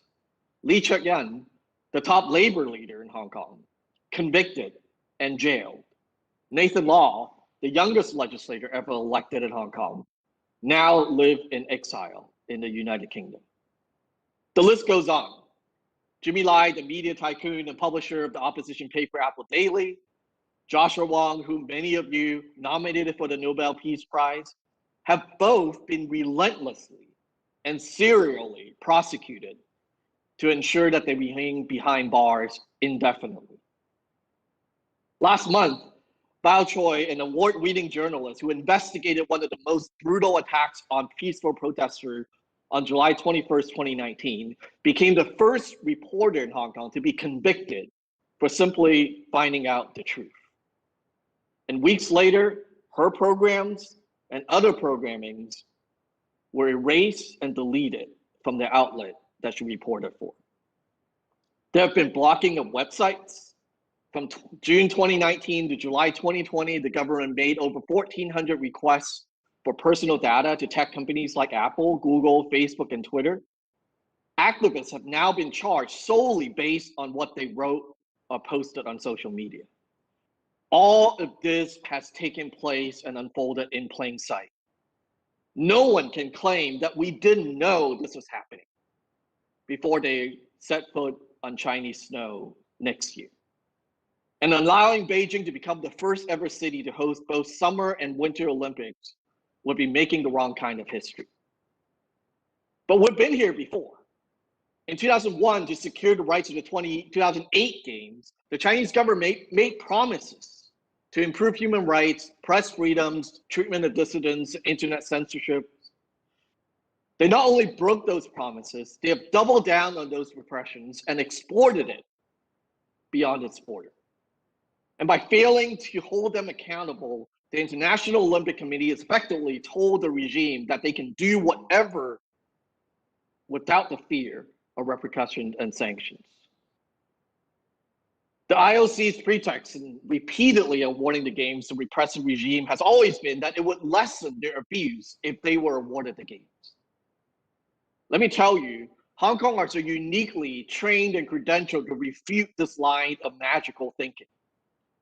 The British government handed over Hong Kong to China with this same wishful thinking that it would open up the country. The US has been here before too. Let's grant China the most favored nation status and membership into the World Trade Organization without conditions, because we believe magically that free trade would inevitably lead to human rights. Fool me once, shame on you. Fool me twice, shame on me. And fool me thrice, the IOC is probably in on the con. As many of you and members of Congress received a letter from Sarah Hirshland, CEO of the U.S. Olympic and Paralympic Committee, where she said explicitly that the games are not the solution to geopolitical issues. The reality is that hosting the Olympic is now the go-to proven solution for authoritarian regime to whitewash their crimes, boost their international image, and strengthen their alliances. And worse, China has used the 2008 Olympics as a catalyst for expanding its security and surveillance apparatus domestically. China should have been banned from hosting all major sports events then. In 2019, the World Anti-Doping Agency banned Russia from playing and hosting all major sporting events for 4 years, later reduced to 2, including the Olympics, because of doping violations. Russia, for the crime of doping, is banned from the games hosted by a regime committing crimes against humanity. Let that sink in. If a 2-year ban is a justified punishment for doping, what is justified for the taking of the lives and freedom of 13 million ethnic minorities in Xinjiang and East Turkestan and the 7.5 million Hong Kongers? The IOC must do what they refused to do before. Ban China from playing and hosting all Olympics indefinitely. Let individual Chinese athletes compete as neutral athletes. Their uniform may not bear the Chinese flag, and the Chinese national anthem should not be played or sung at any official event venue. At the very minimum, the same penalties that Russia received. I want to make clear that we should not ask individual athletes to bear our burden. It would be unfair to outsource our moral obligation to a small group of young athletes. But neither should we let people who have a choice, who hold the power, who are reaping the financial benefits, off the hook. The windfall of Olympics, in any Olympic, is in sponsorship and advertising. So for the corporations who are willingly broadcasting their affiliation, the international and local Olympic committees who are eagerly taking their cut of the profits, we have to call every one of them to account. Every member of the International Olympic Committees, of the Executive Board, of the Financial Committee, especially American members, the paid lobbyists for the International Olympic Committee, every member of the US Olympic and Paralympic Committee, and every executive and board members of corporations sponsoring and companies providing goods and service for the game. Unlike the athletes, they had made a choice. And it is up to us to exact a real, painful, lasting cost for companies reaping those financial benefits while ignoring the gross human rights abuses. And for the IOC to think twice before ever accepting a bid from an authoritarian regime again. Hong Kongers and HKDC have been consistently calling for coordinated actions among 3 nations against the CCP abuses and repression. But tangible steps and results have been elusive.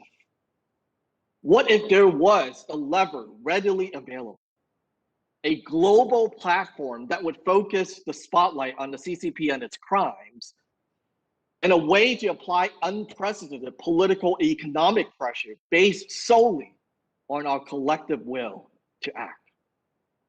The Olympic is that lever. And the actions that we decide to take together for the 2022 games may not change the CCP's behavior immediately, but it will be consequential in determining our power and ability to push back on the Chinese regime moving forward. In 1996, the year I became a naturalized US citizen, the Summer Games took place in Atlanta. That year, the Hong Kong team, competing under its own flag, won its only and first gold medal. It wasn't in ping pong, it was in sailing. It was also the last medal that Hong Kong would win in the games as Team Hong Kong before it became Hong Kong, China. But that, in the larger scheme of things, is just a minor detail. The Olympic Games are about something much bigger. The ideals and values of the Olympic movement cannot be achieved or won on the playing field. They can only be realized when they become tangible, lasting, and shared realities for everyone off the field. So let's make the Olympics about the bigger things. Thank you. Thank you, Mr. Chu, for that very, very eloquent statement as well. And for that idea that progress may not be immediate, but it would be consequential. I think that is very profound, as well as other things that you said. I'd like to now introduce Dr. Sophie Richardson and recognize her and welcome her back. Thank you very much, Chairman Smith, Chairman McGovern, Chairman Merkley. It's great to be with you this afternoon. Thanks for inviting us to join. Partly because I can't possibly improve on all of the history and a lot of the analysis that my fellow panelists have provided. I'm going to try to spend my time focused on recommendations. I hope that's acceptable to you. Sure. To really explore how in this environment, or what in this environment, the IOC, sponsors, governments, legislators, and athletes can actually do in and around the 2022 Beijing Olympics. So I'd like to offer the following thoughts. First, for governments.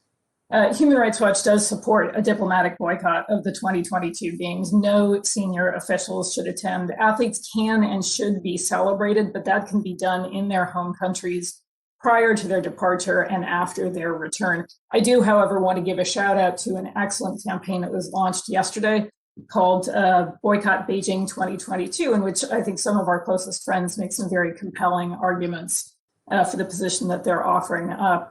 You know, we would much rather that US government officials were spending time doing things like figuring out how to challenge the Chinese government's sense of impunity for human rights crimes than in figuring out how to get diplomats back and forth or high-ranking officials back and forth to the Beijing Games. That's a much better use, we think, of human rights energy.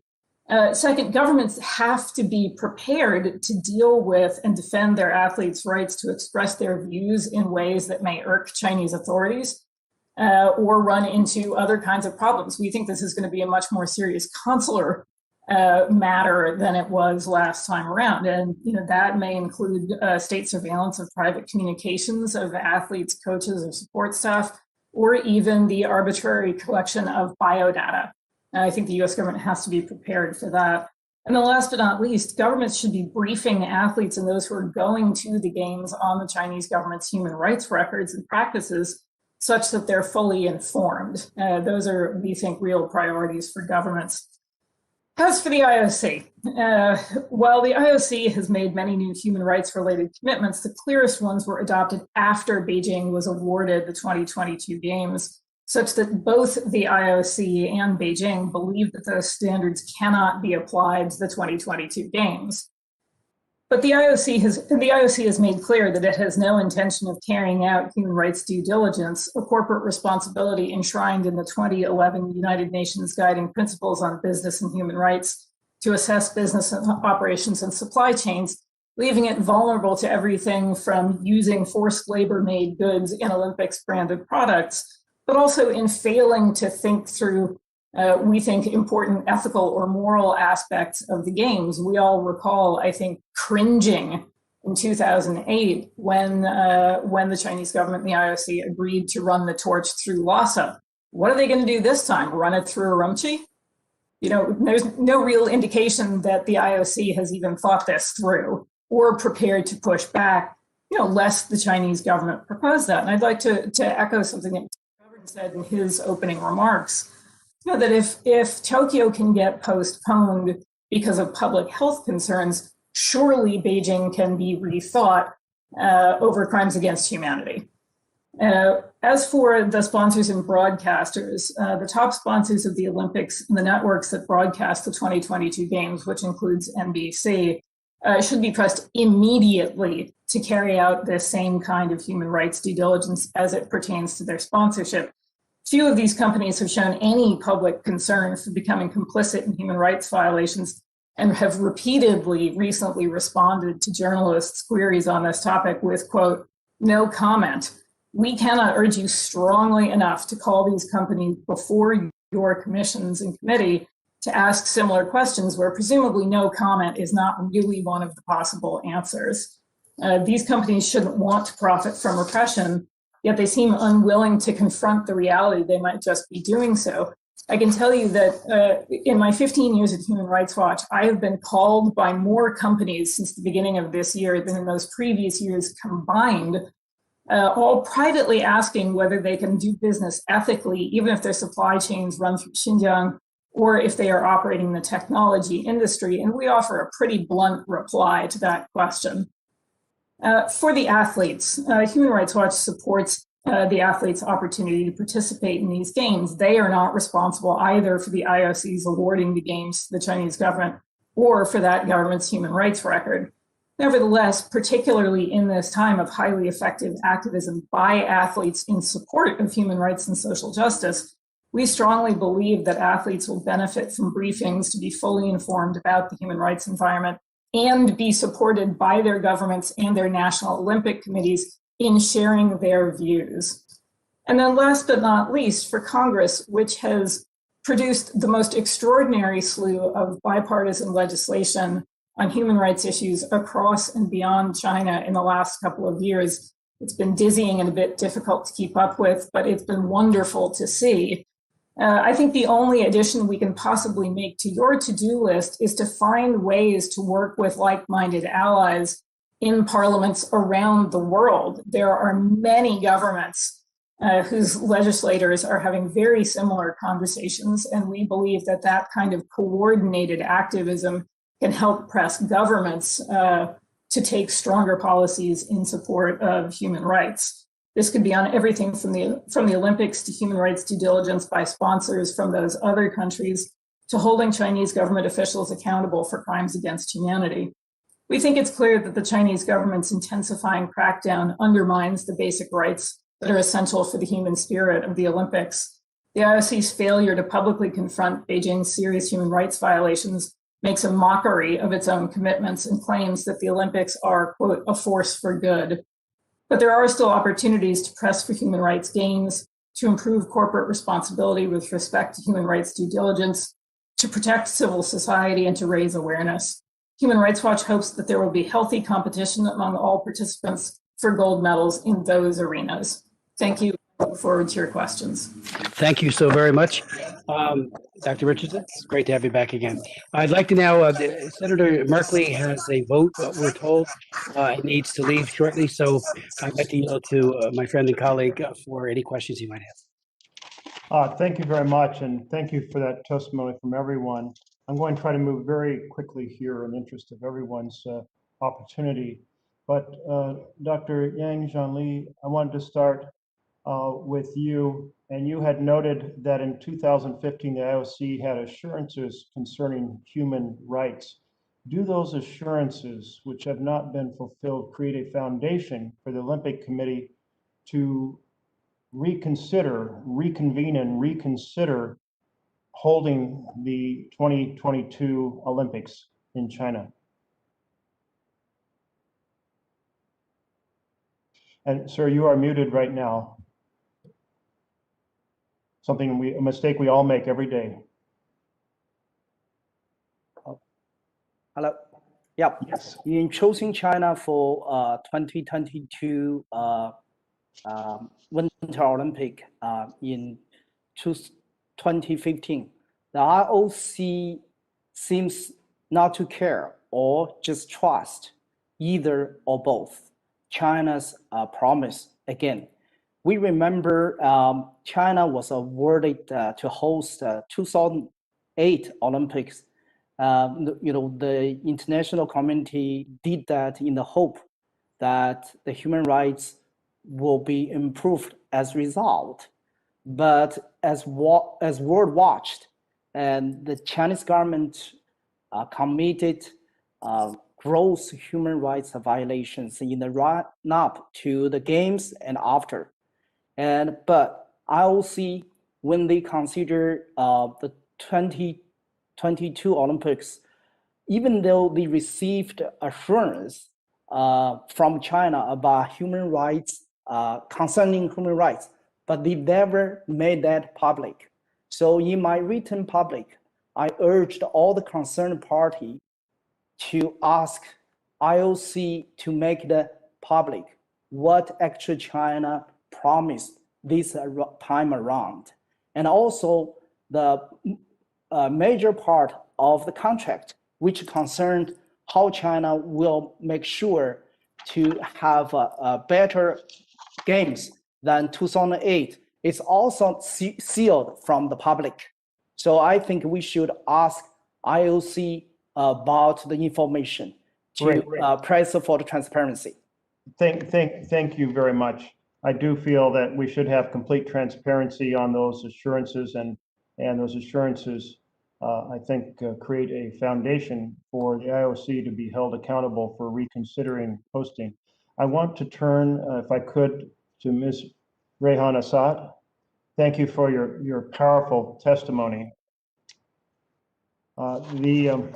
Reggie Littlejohn, when she was talking about the Genocide Convention, cited for us Article 2 on the different conditions that exist, that any one of which could be a foundation for a genocide determination. And I wanted to just go through that list and get your sense of whether these things have happened in terms of China's treatment of the Uyghur community. And the first was killing members of the group. Has that happened? Yes, actually, there are about like 50 legal experts as well as regional experts recently produced a report detailing the horrific crimes that are taking place. There was a mass deaths took place in just one camp alone. So I think it's incumbent upon us understanding the incredibly intrusive surveillance the Chinese government deployed to understand the depths of destruction that has taken place. I'm just going to go through this whole list very quickly. Second foundation for genocide, causing seriously bodily or mental harm to members of the group. I believe that has happened enormously, but I wanted to ask you that. Yes, indeed. The third is deliberately inflicting on the group conditions of life calculated to bring about physical destruction in whole or in part. Absolutely. The fourth is imposing measures intended to prevent births within the group. Yeah, the Jamestown Foundation did a wonderful report that exactly supports this argument that Uyghur births plummeted over the past few years. And the sixth is forcibly transferring children of the group to another group. Yeah, Amnesty International documented that at least 500,000 children are separated in state orphan schools, like some may call residential schools, are being raised under technically state care, but we know what that does mean. And can we reasonably conclude that these acts were committed with the intent to destroy in whole or in part a national, ethnic, racial, or religious group? Yeah, when we look at how the Chinese government, and some may argue that this kind of gross human rights abuses took place, but let's look at the facts. These atrocious crimes took place against a particular ethnic groups, Uyghurs and Kazakh and other Turkic ethnic groups. And second, if we look at the Chinese government's own words to break their lineage, break their connection, break their roots, break their regions, and absolutely no mercy, and the language they use to dehumanize people, comparing their religion to tumor and mental disease, all of that, if you look at the totality of the actions, words, the government's directives, and as well as the guidelines to maintain and operate these camps, the government's intention, to me as an attorney, would make it very clear based on the categories that this specific genocide convention outlined as such. Thank you very much, Ms. Assat. It's clear China has committed genocide, and as determined by the former Secretary of State, the current Secretary of State, certainly by observers around the world, and not just on one foundation, but on every foundation in the Genocide Convention, which gives considerable responsibility to the United States as a member of the Genocide Convention. I want to note Samuel Chu's point that Russia was banned for doping. Shouldn't the penalties for genocide be extraordinarily greater? I also really appreciate the list of ideas presented today. I feel like we should absolutely demand the Olympic Committee to meet and to plan an alternative for holding the games in China. I feel that the point made about athletes that they should be able to compete this was not of their doing, but certainly all of us as actors have choices. Diplomatic boycott. Certainly the sponsors, as pointed out in the final testimony, have made a choice and need to be held accountable and change their sponsorships. Certainly, even at this late date, the games could be dispersed across nations to hold in different parts and different places among nations that honor human rights.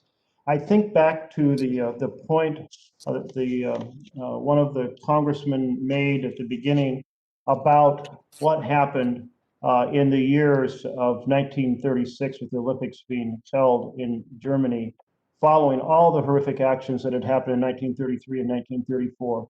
Aren't we now, almost a century later, in a place to really rally the world to say this is 1,000% unacceptable, and that we have to stand against genocide and abuse of human rights everywhere, and these Olympic Games need to be moved. The sponsors need to unsponsor, the diplomats need to not attend, and a combination of these actions need to be put into a coherent plan and implemented. Thank you very much, all of you, for your powerful testimony, and to my fellow colleagues and the two commissions.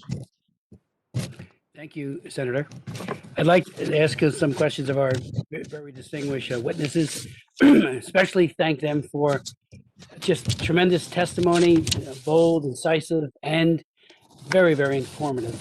Let me ask first, Dr. Yang, exactly what assurances regarding human rights did the IOC get? Has any of that been published?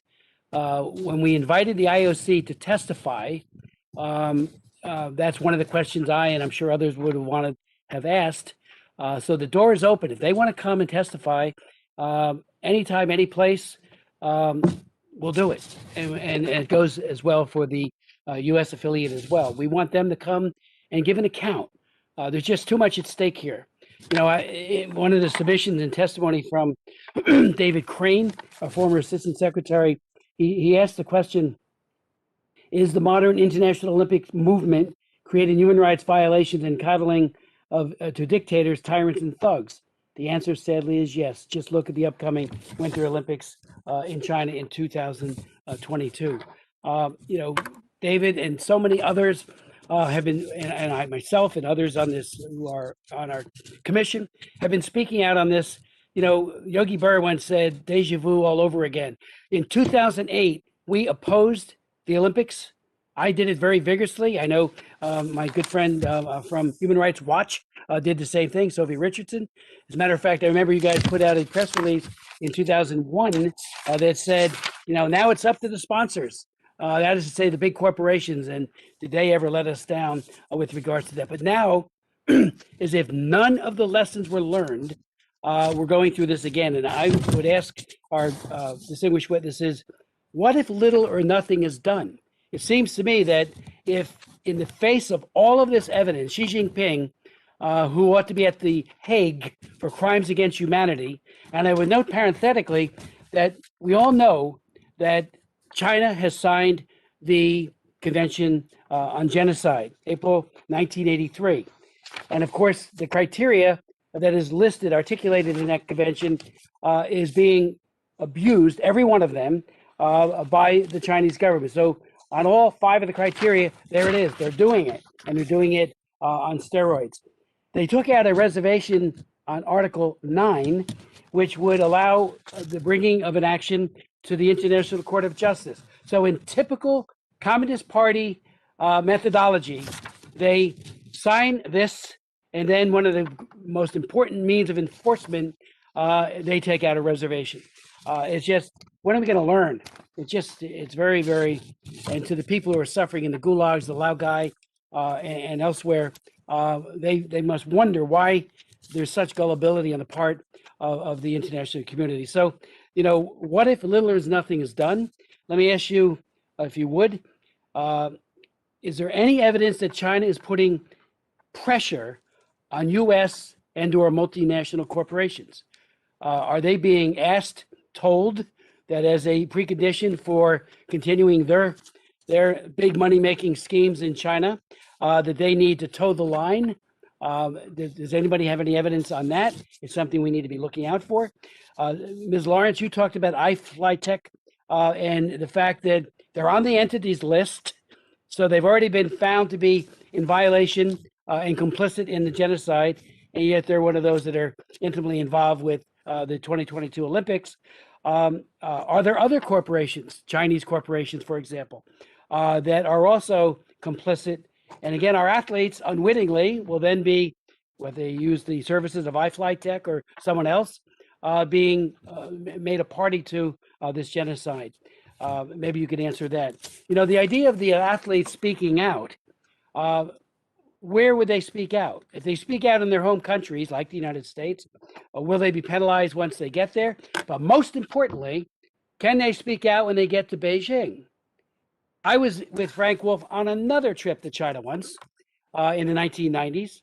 And in our van, we made a phone call back to Pastor Fu, Bob Fu, and said that we might go to Tiananmen Square and unfurl a banner that talks about human rights. Our embassy got a call within 20 minutes saying, if we show that kind of demonstration, we will be immediately taken to the airport and thrown out of the country.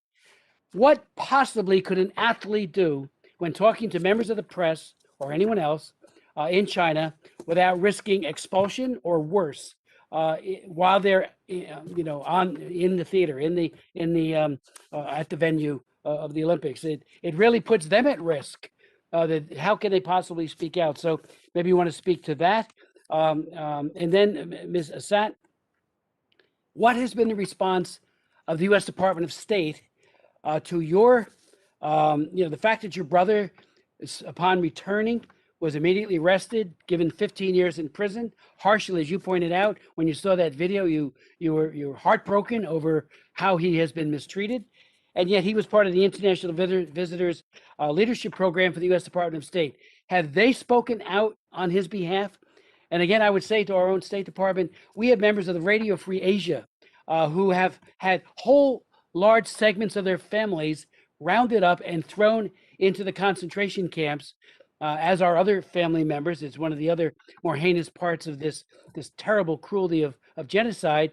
Whole families being arrested, tortured, and again, in violation of the Genocide Convention, their children stolen from them and put into a non-Uyghur setting to try to culturally indoctrinate them away from what they are, and that is Uyghurs or Kazakhs or whatever. So some of my first questions, and then, but big business, you might want to speak to that. Do we have any evidence of again, they being pressured, or is the pressure coming from them to make money? I'll just give one final little thought. On one trip to China in the 1990s, I met with the Beijing Chamber of Commerce, the U.S. Chamber of Commerce in Beijing, large group of corporations. Every one of them was telling me how if we just trade more, China will matriculate from a dictatorship to a democracy, and that they are on the vanguard of bringing reform. I said I beg to differ, and I gave all my reasons why. And surely they've been proven to be maybe naive, unwittingly complicit, or maybe complicit by design. But no matter what, they've made a lot of money. But now, all these years later, we know beyond any reasonable doubt this is a cruel dictatorship that wants to kill, maim, and destroy and expand their power. So if you could answer those questions, I would appreciate it. Dr. Yang, maybe you first.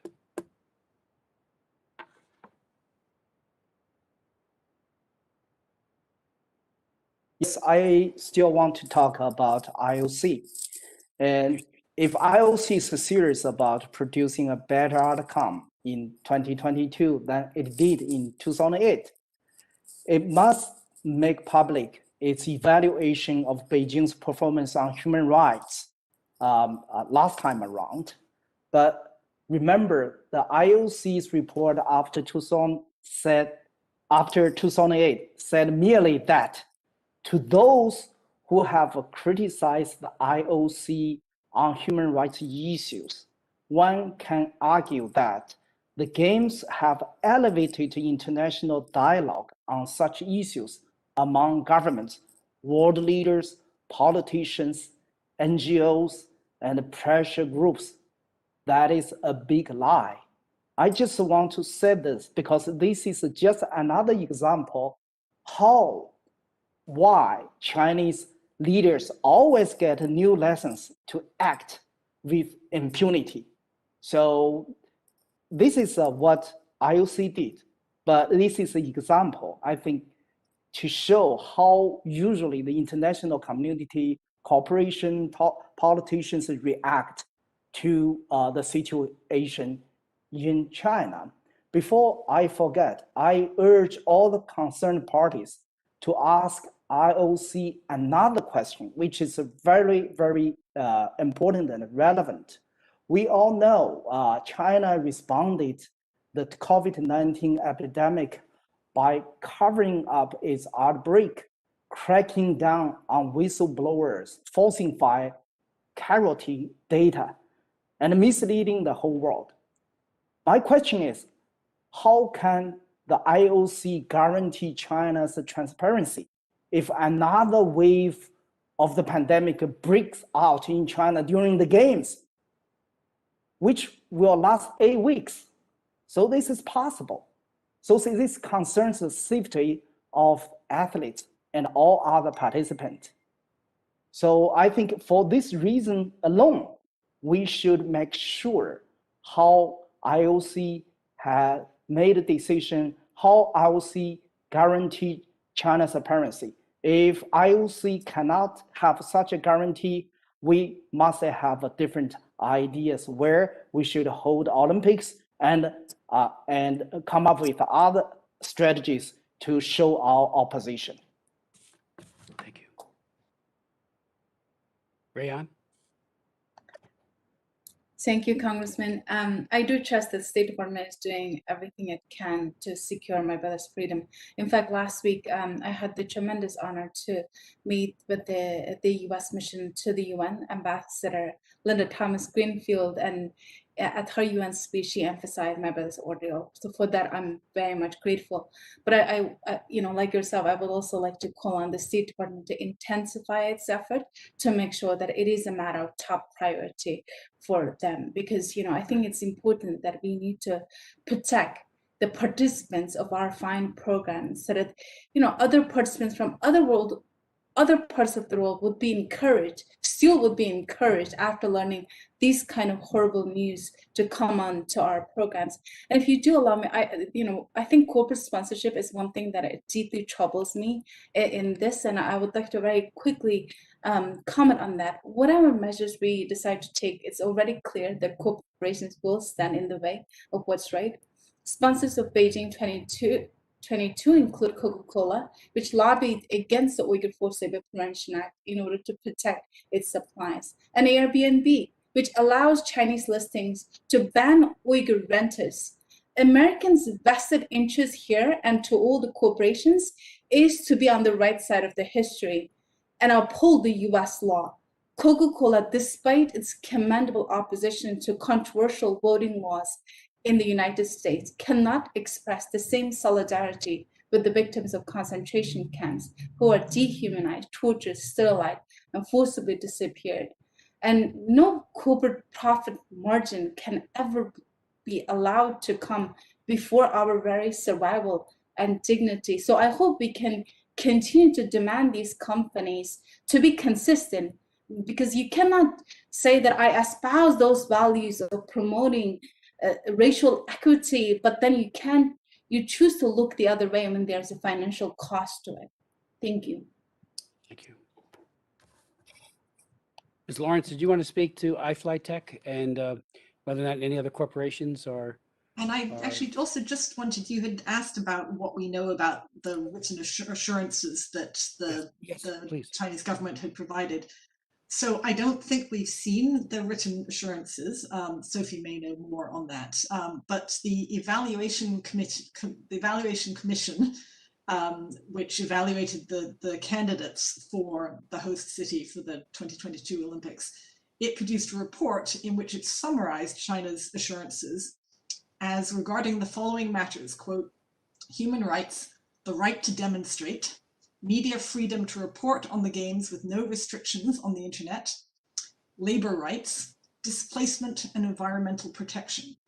And the Commission said, taking these into consideration, as well as the open nature of the discussions with Beijing 2022 and government authorities, and China's experience in organizing the 2008 Olympic Games and the 2014 Youth Olympic Games, the Commission is confident that the government of China would take all necessary measures to ensure the Olympic Charter and host city contract would be respected.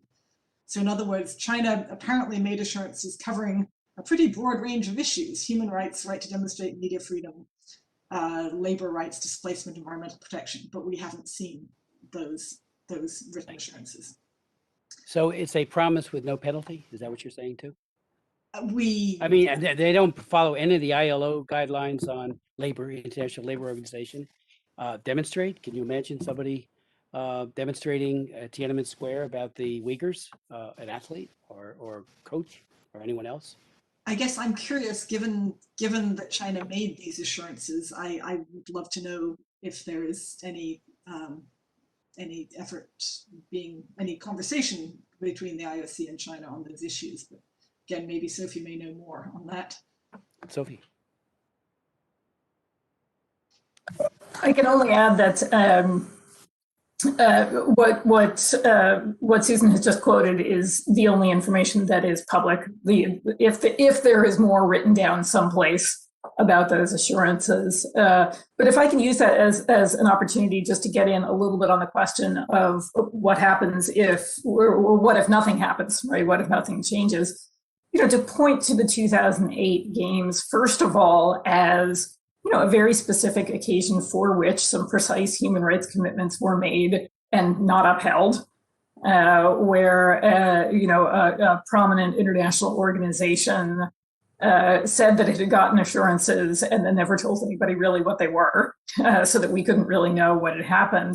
But also, let's recall that the Chinese government used the 2008 games as one of the justifications for a pretty significant expansion of the domestic security apparatus and the beginning of the use of surveillance technology that we all now know has expanded considerably. I'm interested in following up on the point about iFlyTech, since we've done work on its complicity with voice recognition for public security bureau databases.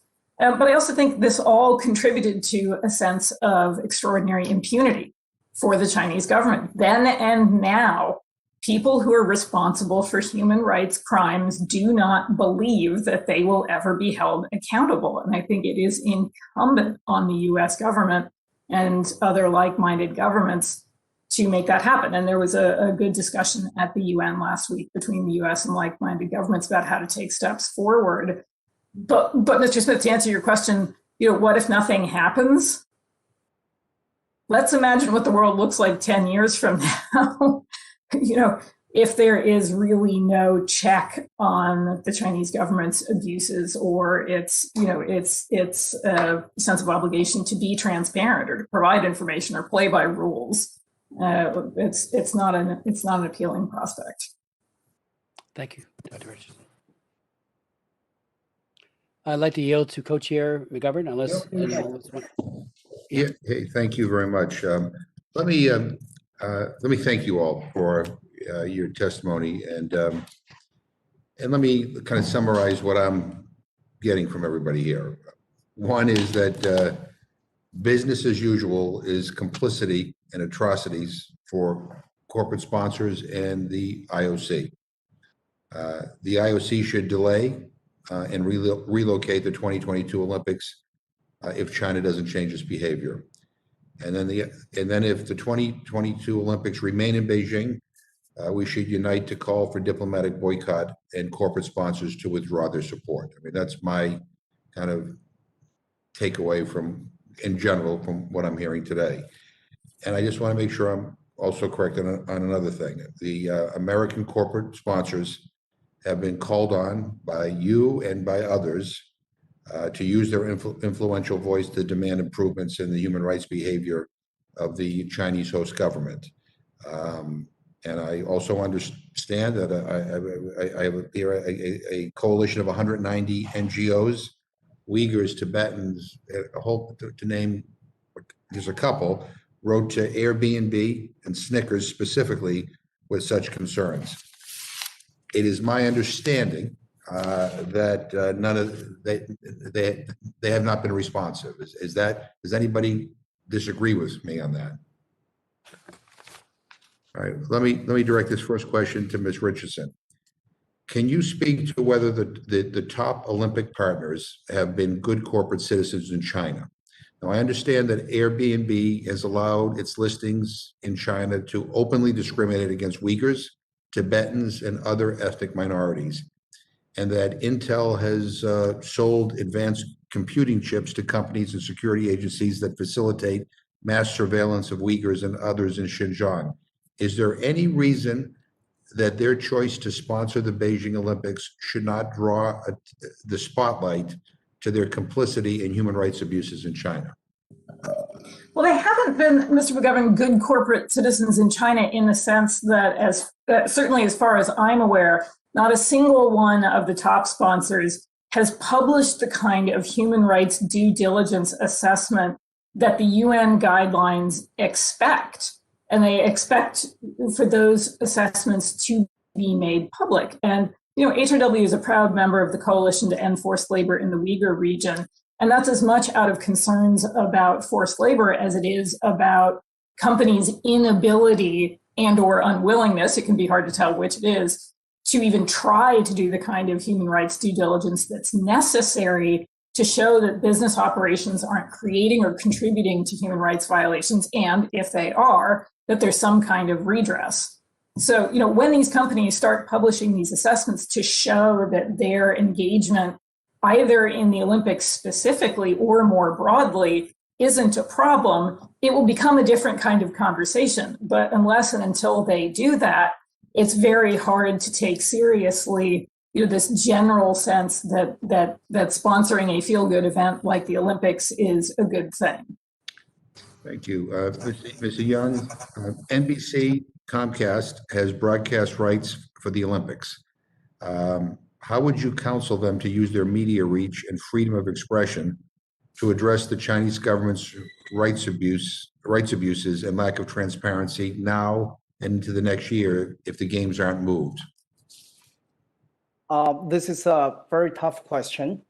I think this news outlet should try to not only cover the games, that's what Chinese government wanted. Actually is in the contract, I look at the contract, I forgot, but there's some part about freedom of press during 8 weeks of Olympics. You know, it's allowed, and China actually promised for that. Actually, that's the only focused on the games themselves. So I would encourage those news outlets to expand their coverage. Of course, by doing so may risk being harassed or even thrown away out of China. but I think it's worth trying. They have to cover the stories related to the games, not only the games, about how China prepare for the games, what kind of a thing they have done to displace those called, the troublemakers, potential troublemakers. Right. And, about the labor, about how they use the floating population, all these issues, they should be alert to. Yeah. Right. No, and look at, we talk about freedom of the press. Well, that means that you have freedom of the press. The press can cover whatever stories they want. And if they're restricted in any way, and they're told only cover stories in this particular category, well, then that's not true freedom of the press. And if China doesn't like it, then maybe they should not be covering the Olympics and giving China this international platform to highlight whatever the government of China wants to highlight. And so I appreciate your answer. Ms. Lawrence, I understand that a portion of the money that the top corporate sponsors give to the IOC is distributed back to the National Olympic Committees, including the U.S. Olympic and Paralympic Committee. Is there any reason that American corporate sponsors can't directly support American athletes by contributing directly to the United States Olympic and Paralympic Committee rather than subsidizing the Chinese host entities by passing it through the IOC? I'm afraid, Chairman McGovern, I'm not familiar with the details of the financial arrangements. Does because is there any way for them to target the money, or does anyone have an answer to that? Because that's, we all want to support our athletes.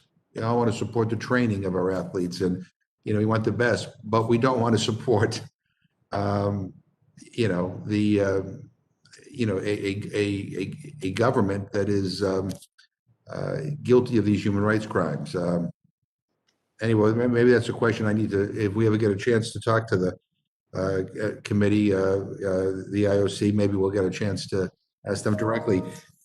I just want one final question to Mr. Chu, and I think Mr. Smith, I think raised this question. I'm not sure I heard the answer, but the U.S. Olympic and Paralympic Committee has stated, and I quote, it will not sanction Team USA athletes for respectfully demonstrating in support of racial and social justice for all human beings, end quote. However, Rule 50 of the Olympic Charter states, and I quote, no kind of demonstration or political, religious, or racial propaganda is permitted in any Olympic sites, venues, or other areas, end of quote. So what role do you think the USOPC should have in protecting U.S. athletes from being punished by Chinese authorities? And how does Hong Kong's experience with free expression inform us? Thank you, Chairman McGovern. I think that it is, you have a preview of the kind of censorship that you will see in the Olympics in Hong Kong. You can't wear shirts with slogans. You can't actually say those slogans publicly in Hong Kong under the national security law. And what you post on social media are now used as a basis of prosecution under national security. So what you are referencing exactly is that I think that it is up to us, and HKDC and Hong Kongers would be happy to join in and not just briefing athletes on the atrocities that are happening, but I think that there should be know your rights briefings of actually telling athletes exactly the kind of potential consequences that they might run into, and that there are no actual protections for any of the athletes who are going in if they do speak out and demonstrate. And I think that this is actually a very important part that speakers, Pelosi earlier said that about the diplomatic boycott, in not sending, and actually, let's be honest, you and Mr. Smith, for example, are probably banned from actually going at all. And I think that it's important that, and here's one suggestion. And if we do a diplomatic boycott, if none of the officials go, I think that we should, I volunteer to be a representative of the U.S. as a human rights activist to go on behalf of our country, to demonstrate the limits on the speaking out and the demonstration that is to be allowed under the Chinese regime. And I would be gladly be the one to volunteer to go. And because all of these are real risks and threats that we should make every athlete be very clear about before they ever get on a plane and set foot on China soil. Well, thank you. And I want to thank my colleague, Mr. Smith, for putting this hearing together. And as I said, the China Commission is going to be focused on this quite a bit in the coming weeks and months. But I have to tell you that we're even having this discussion. It's really quite chilling. We all know what's happening in China. We all know the extent of the atrocities against the Uyghurs, not to mention the people in Hong Kong, not to mention the Tibetans, not to mention human rights defenders all over China. I mean, we know what's happening. And that we might proceed with business as usual on a major global event, the Olympics, which captivates world attention, that we may proceed as business as usual when all this is going on. I mean, what does that say about us and the international community if there's not some sort of response? I mean, if genocide, if all this does not offend us, it does not compel us to do something, then really we don't have any moral authority to speak about human rights anywhere in the world. We just don't. And so this is a an important moment. And then the final thing I'm going to say is, you know what? I'm so sick of corporations playing this. I see no evil, hear no evil. There's I mean, these things may be going on, but I don't know. Everybody knows what's going on now. There's no excuse. That's why we're moving legislation forward to tighten up the rules in terms of exports from the Xinjiang region. Everybody knows what's going on. Enough, right? Enough of this. So I appreciate everybody here. And again, Mr. Smith, thank you very much for your leadership and for your continued strong voice on this issue. And we will be working with all of you in the weeks and months ahead. So I thank you and I yield back my time. I thank my good friend for his leadership as well. And I'd like to now recognize Ms. Wexton. Jennifer. Thank you so much, Mr. Chairman, and thank you all for joining us today, the witnesses, for your very thought-provoking testimony. Now, I'm new to the commission, and I'm very honored to be here. My district is in Northern Virginia, which has the highest population of Uyghurs in the United States. And Chairman Smith, I want to let you know that I occupy the seat that Frank Wolf held for 38 years. And even though I'm from a different political party, I was always very, very impressed by his record on human rights and his passion for this cause. So I'm even more honored to be here following in his footsteps.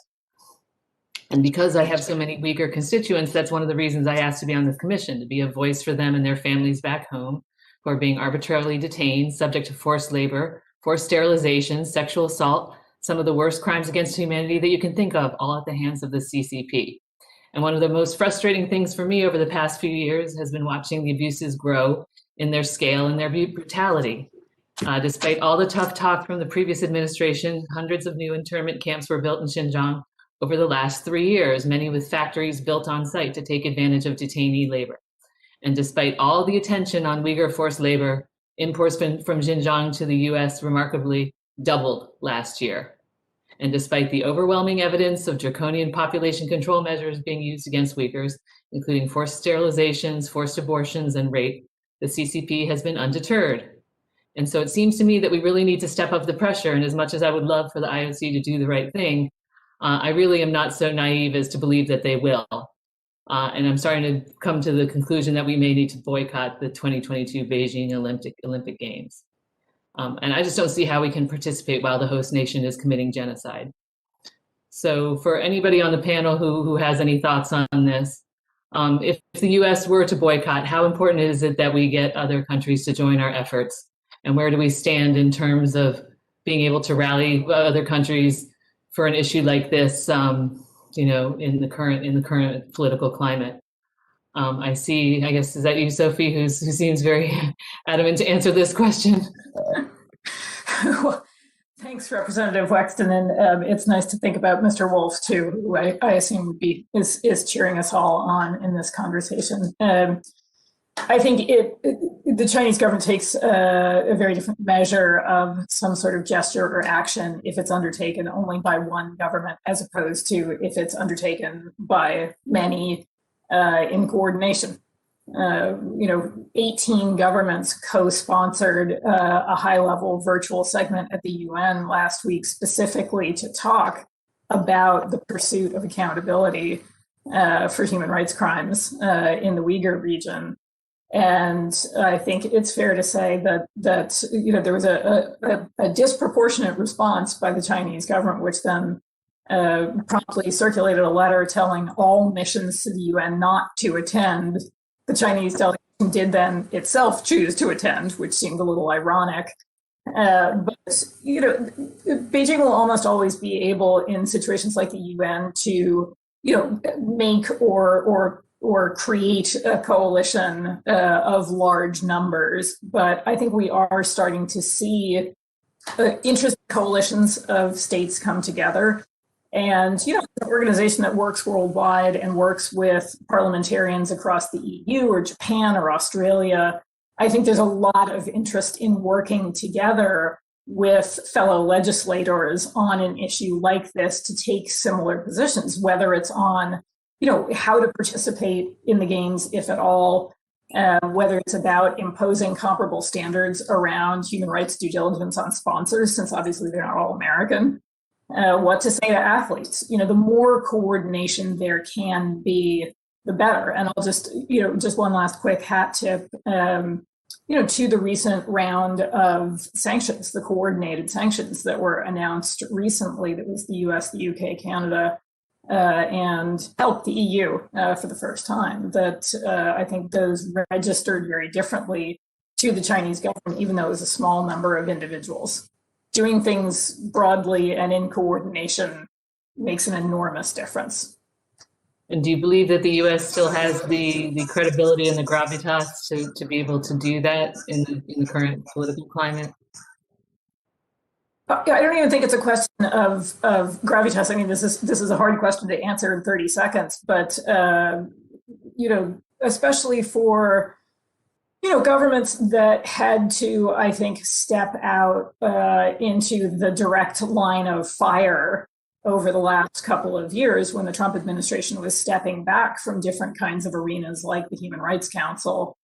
I think many of those governments are very glad to have the opportunity to coordinate with the US again. And, for an event that started out last week with just a couple of co-sponsors, and by the time it took off, had 18 on an issue that most governments, are somewhat reluctant to talk about publicly at all, yet let alone align at such a sort of politically prominent event, I think is indicative of how much enthusiasm there is for coordinating around these issues. Thank you. Does anybody else on the panel wish to address this issue? Yes, I agree with what Sophie just said. It will make major difference if all the countries, the allies, come together to do the same thing. For sure, China will actively engage in dividing and conquering strategy with various countries in months to come, and they are very good at it. So I think this issue, whether to participate or boycott, will divide the international community and even our own society. So the division only works to the advantage of China. So we must, it takes a tremendous coordination, negotiation among US and its allies to come up with a package of strategies that tend to be uniting instead of dividing. So Chairman McGovern just summarized the strategy, I think, which is good. we should have a package of the strategies, the strategies consisting of different components, which tend to be uniting. Because some countries may for diplomatic boycott, some say, relocation of the venue. So we can, prioritize and also come up with the conditions that we can lay down on the table to the Chinese to let them to choose. If you don't change your behavior, by what time?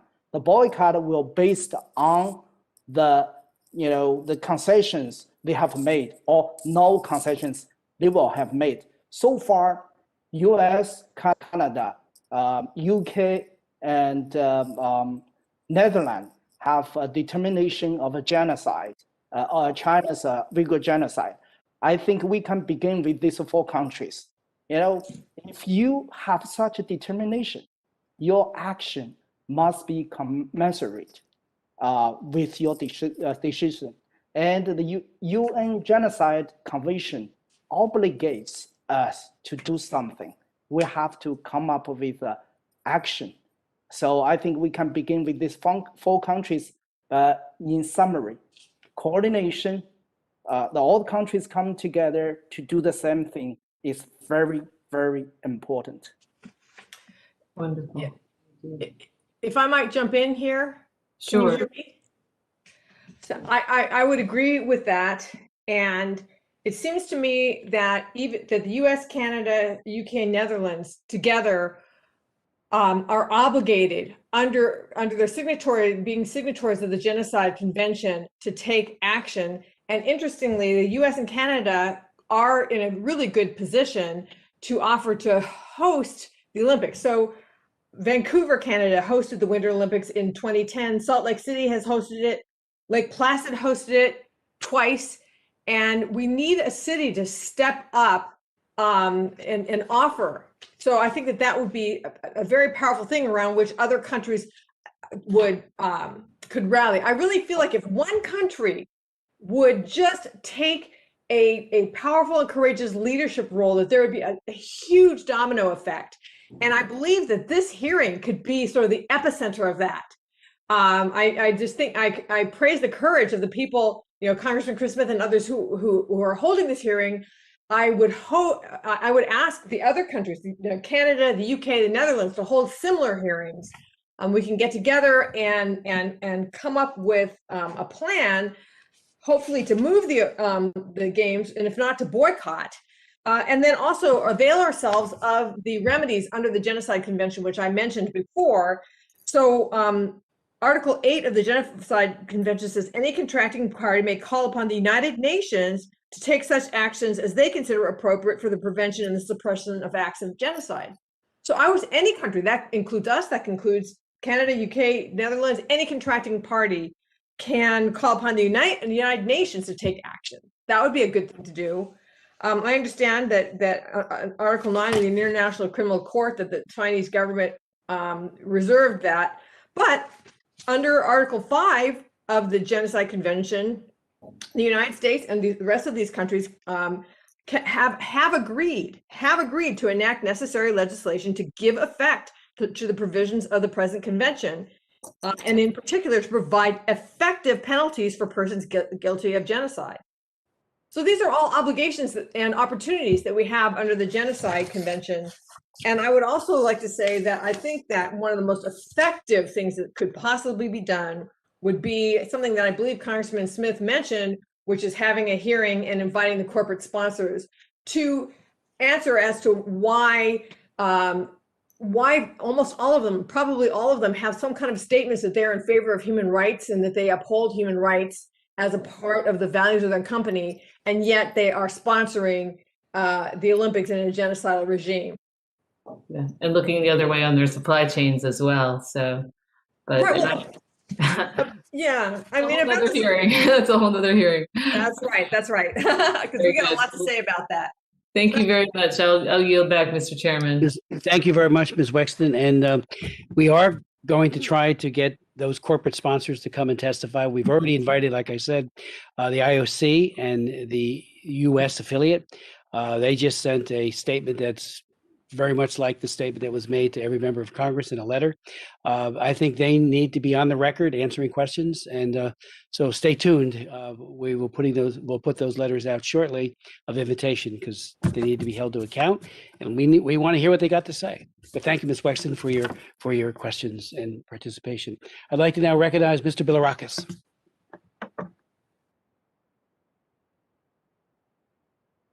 Is Gus still with us? Okay. Sheila Jackson Lee, are you there? Are there any other members that are in the queue that would like to ask a question? If not, and if they come on in any second now, I'll go right to them. Let me just say very briefly to you, Mr. Chu, if you wouldn't mind giving an update on how Martin Lee, Joshua Wong, and Jimmy Lai are doing. And you said something very profound in your statement when you opened up. Every public face of the pro-democracy movement is now either in jail, in de facto political house arrest, without the rights to free speech and civic engagement, or living in exile. I would point out parenthetically that Xi Jinping's move to clamp down and to oppress Hong Kong, we saw the beginnings of that with the Umbrella Movement. I introduced the Hong Kong Human Rights and Democracy Act in 2014. A lot of people thought it was a solution in search of a problem, but we saw where Xi Jinping was going with this, and now he has completely destroyed the autonomy, but the human rights of the Hong Kong people. And in like manner, the suppression of the Uyghurs started pretty much around the same time. All of that concurrently with the designation and the so-called due diligence that was done by the IOC to pick Beijing as the venue. All of these terrible human rights atrocities that we're now seeing the bitter fruit of were already well underway in planning stages and implementation as they awarded the Olympics. They got a paper promise that said, yeah, this is what, they're going to be good on labor rights. Are you kidding me? A country that I've had hearings in the past, I would say to my colleagues, with people who tried to form labor unions in China. They go to prison. There's no independent labor movement. There's a government-run labor movement, which is a farce, but everyone else, they go to prison. It's just part and parcel of everything that this Chinese Communist Party has done. And unfortunately, they're bad and getting worse. So, Mr. Chu, if you wanted to speak to that, I think, Reggie Littlejohn, you were going to speak further to remedies. I think you kind of did, but you might want to add anything else. I would just point out for the record, again, one of the 5 criteria is forced abortion and sterilization, reduction of births. The numbers are staggering coming out of the Uyghur heartland. They fell by a staggering 84%, the growth rate between 2015 and 2018, another 24% in 2019, with declines between 30 and 56% in some majority Uyghur districts since. I mean, it is just outrageous how they are achieving genocide through all means that are articulated in the Genocide Convention, including destroying and slaughtering the children. It's just beyond words horrible. So, Mr. Chu, if you wanted to speak, and then if any of our distinguished witnesses have any final comments they would like to make before we close, we'd love to hear them. Mr. Chu. Thank you, Chair. Thank you, Mr. Smith. And I think specifically, as you mentioned, almost everyone that has ever testified in front of either the Commission on China or in Congress are now behind bars. And I want to point out a very specific, the basis of the challenge. Martin Lee, who is widely known as the founding father of the democratic movement in Hong Kong, was charged and convicted for attending a peaceful demonstration, as was Lee Cheuk-yan and Margaret Ng and a number of other leading pro-democracy activists. They simply showed up at a public peaceful march for Hong Kong. And I think that the most recent rash of arrest and conviction on attending peaceful demonstration is very much a messaging on the eve of a 32nd anniversary of the Tiananmen Square massacre. The Hong Kong government has already made it clear, and the leaders have already made it clear, that participating in any commemorative vigils for June 4th is illegal and will be deemed as illegal. And any lawmakers who participate, any district councilor will be disqualified immediately. Any regular residents of Hong Kong joining and showing up at the vigil would be deemed as participating in an illegal assembly.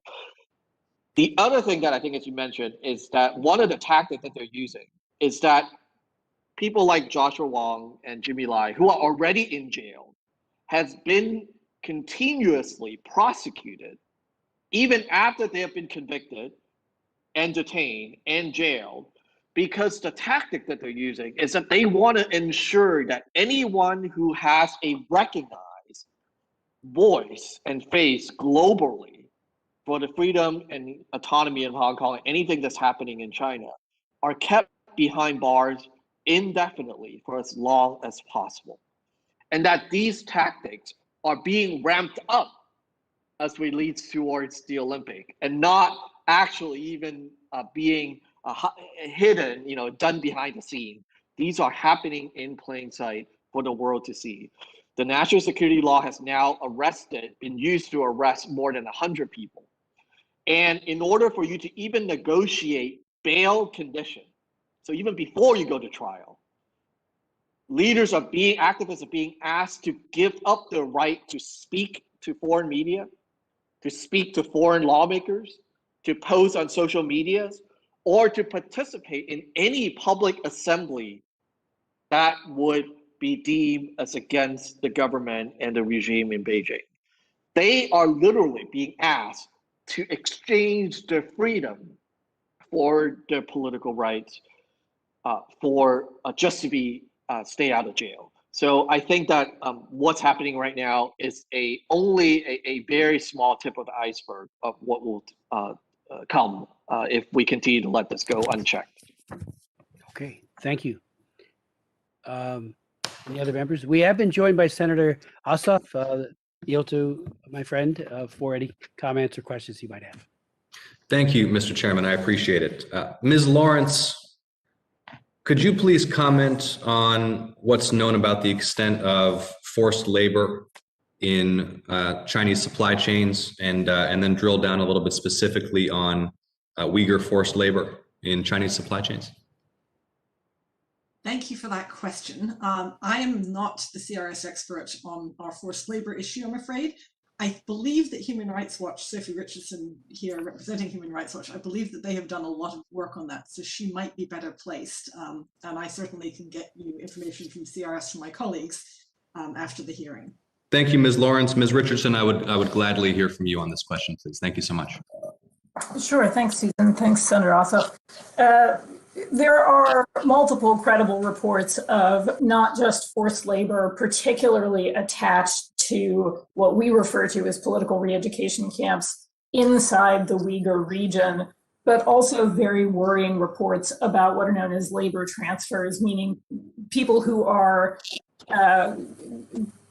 recruited is not the right word, essentially, who are offered jobs outside the region by officials inside the Uyghur region. And the concern is really about whether people have any ability to say no and what sorts of conditions they wind up working in once they've been moved outside the region, where often, they have almost no mobility, they don't necessarily have contracts.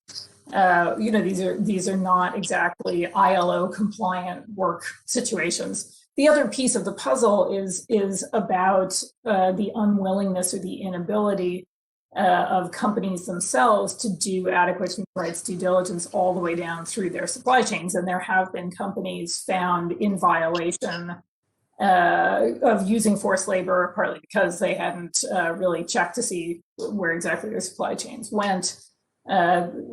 Some remedies were available to those, but I would commend you, just in the interest of time, to go to the Coalition to End Forced Labor in the Uyghur region for some of the best statistics and the most recent reporting on this. Thank you so much. I appreciate that. And Ms. Richardson, could you please comment on the extent of surveillance throughout China? And I'd like to hear from you and anyone on the panel with relevant expertise regarding the deployment of artificial intelligence technologies to support the growth of this surveillance regime, as well as on the latest evolution of the so-called social credit system. Thank you. Senator, the answer to your first question is pervasive and multi-layered. Most parts of the country now, or significant parts of the country are awash in things like, surveillance cameras. There are multiple different ministries with multiple different databases, most notably the Ministry of Public Security, using everything from artificial intelligence to biodata, some of it collected under highly dubious circumstances. We've written about everything from predictive policing to AI to a police app that was designed, that we reverse engineered, that was designed specifically for use in the Uyghur region to track different kinds of behaviors, the vast majority of them legal. But essentially this app would flag up behavior. For example, if you were suddenly going out the front door of your house instead of the back door of your house, or if you were putting gas in somebody else's car, or socializing more or less with your neighbors, there's so much surveillance technology, different streams of it in use across the Uyghur region that, that these kinds of algorithms were literally hardwired to identify individuals who were then deemed suspicious, found for questioning, some of them sent to arbitrary detention. We've written extensively about this topic, but I want to leave room if other people want to jump in, but we'd be happy to send your office more material on this. It's a topic that we continue to write about because essentially the use of this kind of technology in a country where there are no effective privacy rights makes an already incredibly powerful state and security apparatus exponentially more powerful, such that people can know that almost every aspect of their lives, what they're buying, who they're talking to, who they're calling, where they're going, can be known to the authorities and effectively criminalized.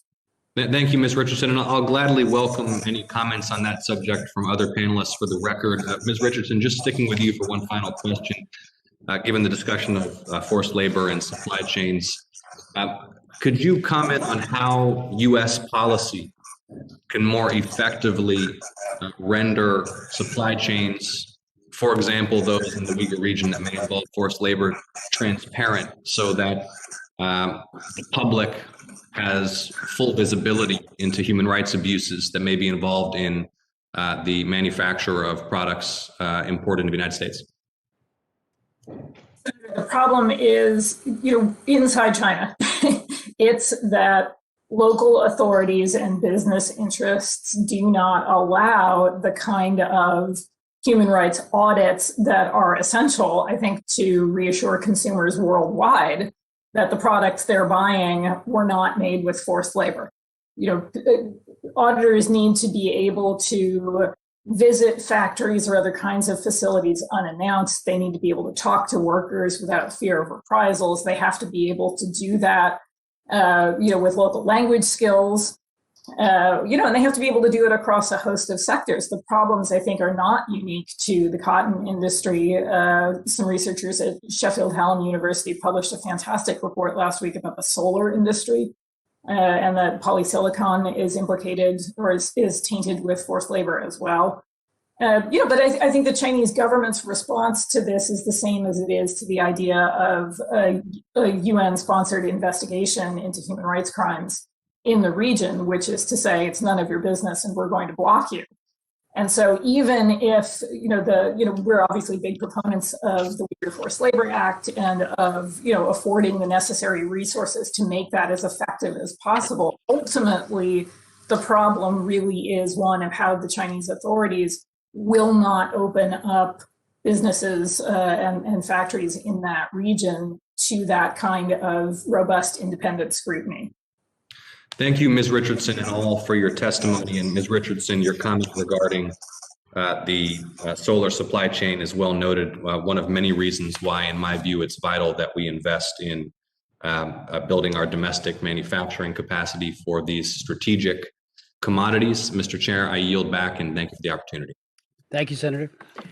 Any other members that I can't see on the board that might have joined us? Okay, if not, if anyone would like to make any closing comment from our distinguished witnesses, this would be the time. Congressman Smith, this is Reggie Littlejohn. Oh, Reggie, okay. I would just like to say that something that could be done legislatively would be to enact legislation on country of origin labeling for all products that are bought, especially on the internet, because so often we will buy, there are people who would like to maybe buy American or not buy Chinese products. And yet, if you buy something on the internet where a lot of our purchases happen and it arrives so many times, it's made in China. And I think that there should be some kind of legislation that requires online vendors to label, online what the country of origin is when people are purchasing. Thank you. Anyone else? Yes, Sophie. Just one topic that we really haven't talked about much is what's happened to independent civil society in China since the 2008 Olympics, which is, one of, I think, the greatest losses. We're in awe of the people who continue to put everything on the line to try to make human rights a reality for people. But I just want to briefly remember an activist named Ji Suzun, who you may recall, Mr. Smith, was one of the only people who actually tried to apply to get a permit to go into one of the protest zones, the designated protest zones in 2008. And for simply trying to comply with the rules, he was given in 2009 a 3-year sentence by a Fujian court, which then led to a series of other sentences. And he died in July 2019. Shortly after being released from custody, as is the horrifying case for a number of activists who have spent time in formal or in arbitrary detention. And I think that's just a powerful statement about one of the differences between the 2008 and the 2022 games, and what's really at stake for people inside China who are trying so hard simply to have basic rights respected. Thank you, Dr. Richardson. Yeah. Yes, Dr. No. Yes. Dr. Yang? Oh, yes. I think we should learn from our past success of anti-apartheid initiatives. One of the most effective measures was international boycott against apartheid sports. Reggie mentioned it in her opening remarks. I don't want to repeat. Another thing related I want to talk about is, the legal amendment of 1987. So, Chairman Smith, you must recall this legislation, which was signed into law, proved to be one of the more effective anti-apartheid sanctions. The amendment denied foreign tax credit for American companies that conducted business or invested in South Africa. So this law led many companies to leave South Africa. As a result, Nelson Mandela praised Representative Rangel for his effort in doing this. I think Congress should consider this type of legislative proposal to deny foreign tax credit for any tax paid or accrued to the People's Republic of China by American companies that are involved in business or other investment in Xinjiang. Before closing, I want to bring to your attention of the issue of torture. In recent years, torture against the prisoners of conscience has become increasingly rampant. In the notorious Xi Jinping's daughter's secret information leaking case, the so-called ringleader of the case, the 20-year-old young man named Liu Tengyu, was hung up by the wrists while naked and whipped hit, and his genitals were burnt with lighter, according to his lawyer and mother. Another 2 cases, one is Jing Jiaxi, the other Xu Zhiyong, both are very prominent leaders of a civil movement in China. They have been, they are detained and waiting, charged of subversion, waiting for their trials. According to their family members and the lawyers, they have been subjected to starvation, prolonged interrogations, deprivation of sleep, and banned on tiger chairs for punishment for a long period of time. And I really urge Mr. Chairman to host a hearing on this issue on the torture in China. Thank you very much, Dr. Yan. Just for the record, who's that? Oh, Ms. Rethan, please, Rethan, Assat. Thank you. Rethan, did you want to say something? I thought you indicated. Yes, you know, I just want to have one final comment. As I advocated for the athletes' right to participate in this game, and especially not taking away their chance, I do hope like they also advocate for the American values, and that's incredibly important because you know, if as a sister of a victim who's facing horrific crime, I could lend that compassion, I hope they could do that too.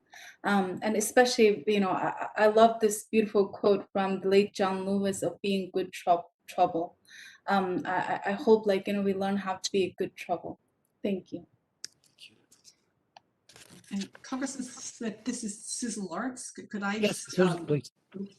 respond to your question? I think you raised a little bit earlier about media coverage. And I just wanted to flag for your attention that on May 11th, the Overseas Press Club of America spearheaded a letter representing 27 media groups, a letter that they sent to the president of the International Olympic Committee, noting that the Rule 48 of the Olympic Charter states that all decisions concerning coverage of the Games rests with the IOC, and asking the IOCs to ensure that broad coverage is allowed at the 2022 Games. They say press freedom of the sort championed by the Olympics is not limited to coverage of the actual Games. The Olympic Charter states that the IOC will, quote, take all necessary measures to ensure the fullest coverage by different media and the widest possible audiences in the world. And they're basically asking that not just sports journalists be allowed to cover the Olympics, but that the journalists be allowed to take stock of China, the nation as a whole. And they have a number of specific points that they have requested, including assurances that international journalists may interview without interference, whoever agrees to be interviewed, and the Chinese government should not retaliate against or arrest sources after the fact, and should establish a hotline for violations, and so on. They have a number of recommendations, but I just wanted to flag for you the existence of that letter. Thank you so much. If no If, one else, if I can, yeah. yes, please. Oh, sure. So I want to close by just first of all thanking Chairman Smith for your relentless commitment and advocacy to this. I think that all of us joined in recognizing, I think, the leadership that you have given to all the movement and to all the people who have been persecuted. I want to just close, I think, with a comment that I think nothing in, you know, it's often been said, nothing in history is inevitable. China or any repressive regime will not inevitably open up just because we wait for it. The Olympics does not have to happen in Beijing. It is not inevitable, but it requires very clear moral commitment and immediate urgent action. And again, I just want to repeat the same point that I made in my opening remarks. We probably won't have anything that we come up with will change the immediate future of Hong Kong or Tibet or the Uyghurs and ethnic minorities. But this is the opportunity to demonstrate that we have the political will and the moral fortitude to do something together. That is, I think, an important reminder that it is up to us, that the outcome to the people and to the games and to whatever happens next is not inevitable, but it is up to us. So thank you so much, Chairman Smith. Thank you so very much, Mr. Chu. All of your testimonies have been outstanding, powerful, and motivating. We will invite to a hearing. We've already invited the IOC and the U.S. Olympic Committee. We'll invite to the next one corporate sponsors. Let's hear what they got to say. I would just say, in final, Dr. Yang, your point about torture. I have chaired, and you've actually participated in one of those hearings when we talked about the chair and these hideous methods of torture that are routinely imposed upon political and religious prisoners, prisoners of conscience, or people who just happen to be Muslim Uyghurs, and they are then subjected to a horrifying torture.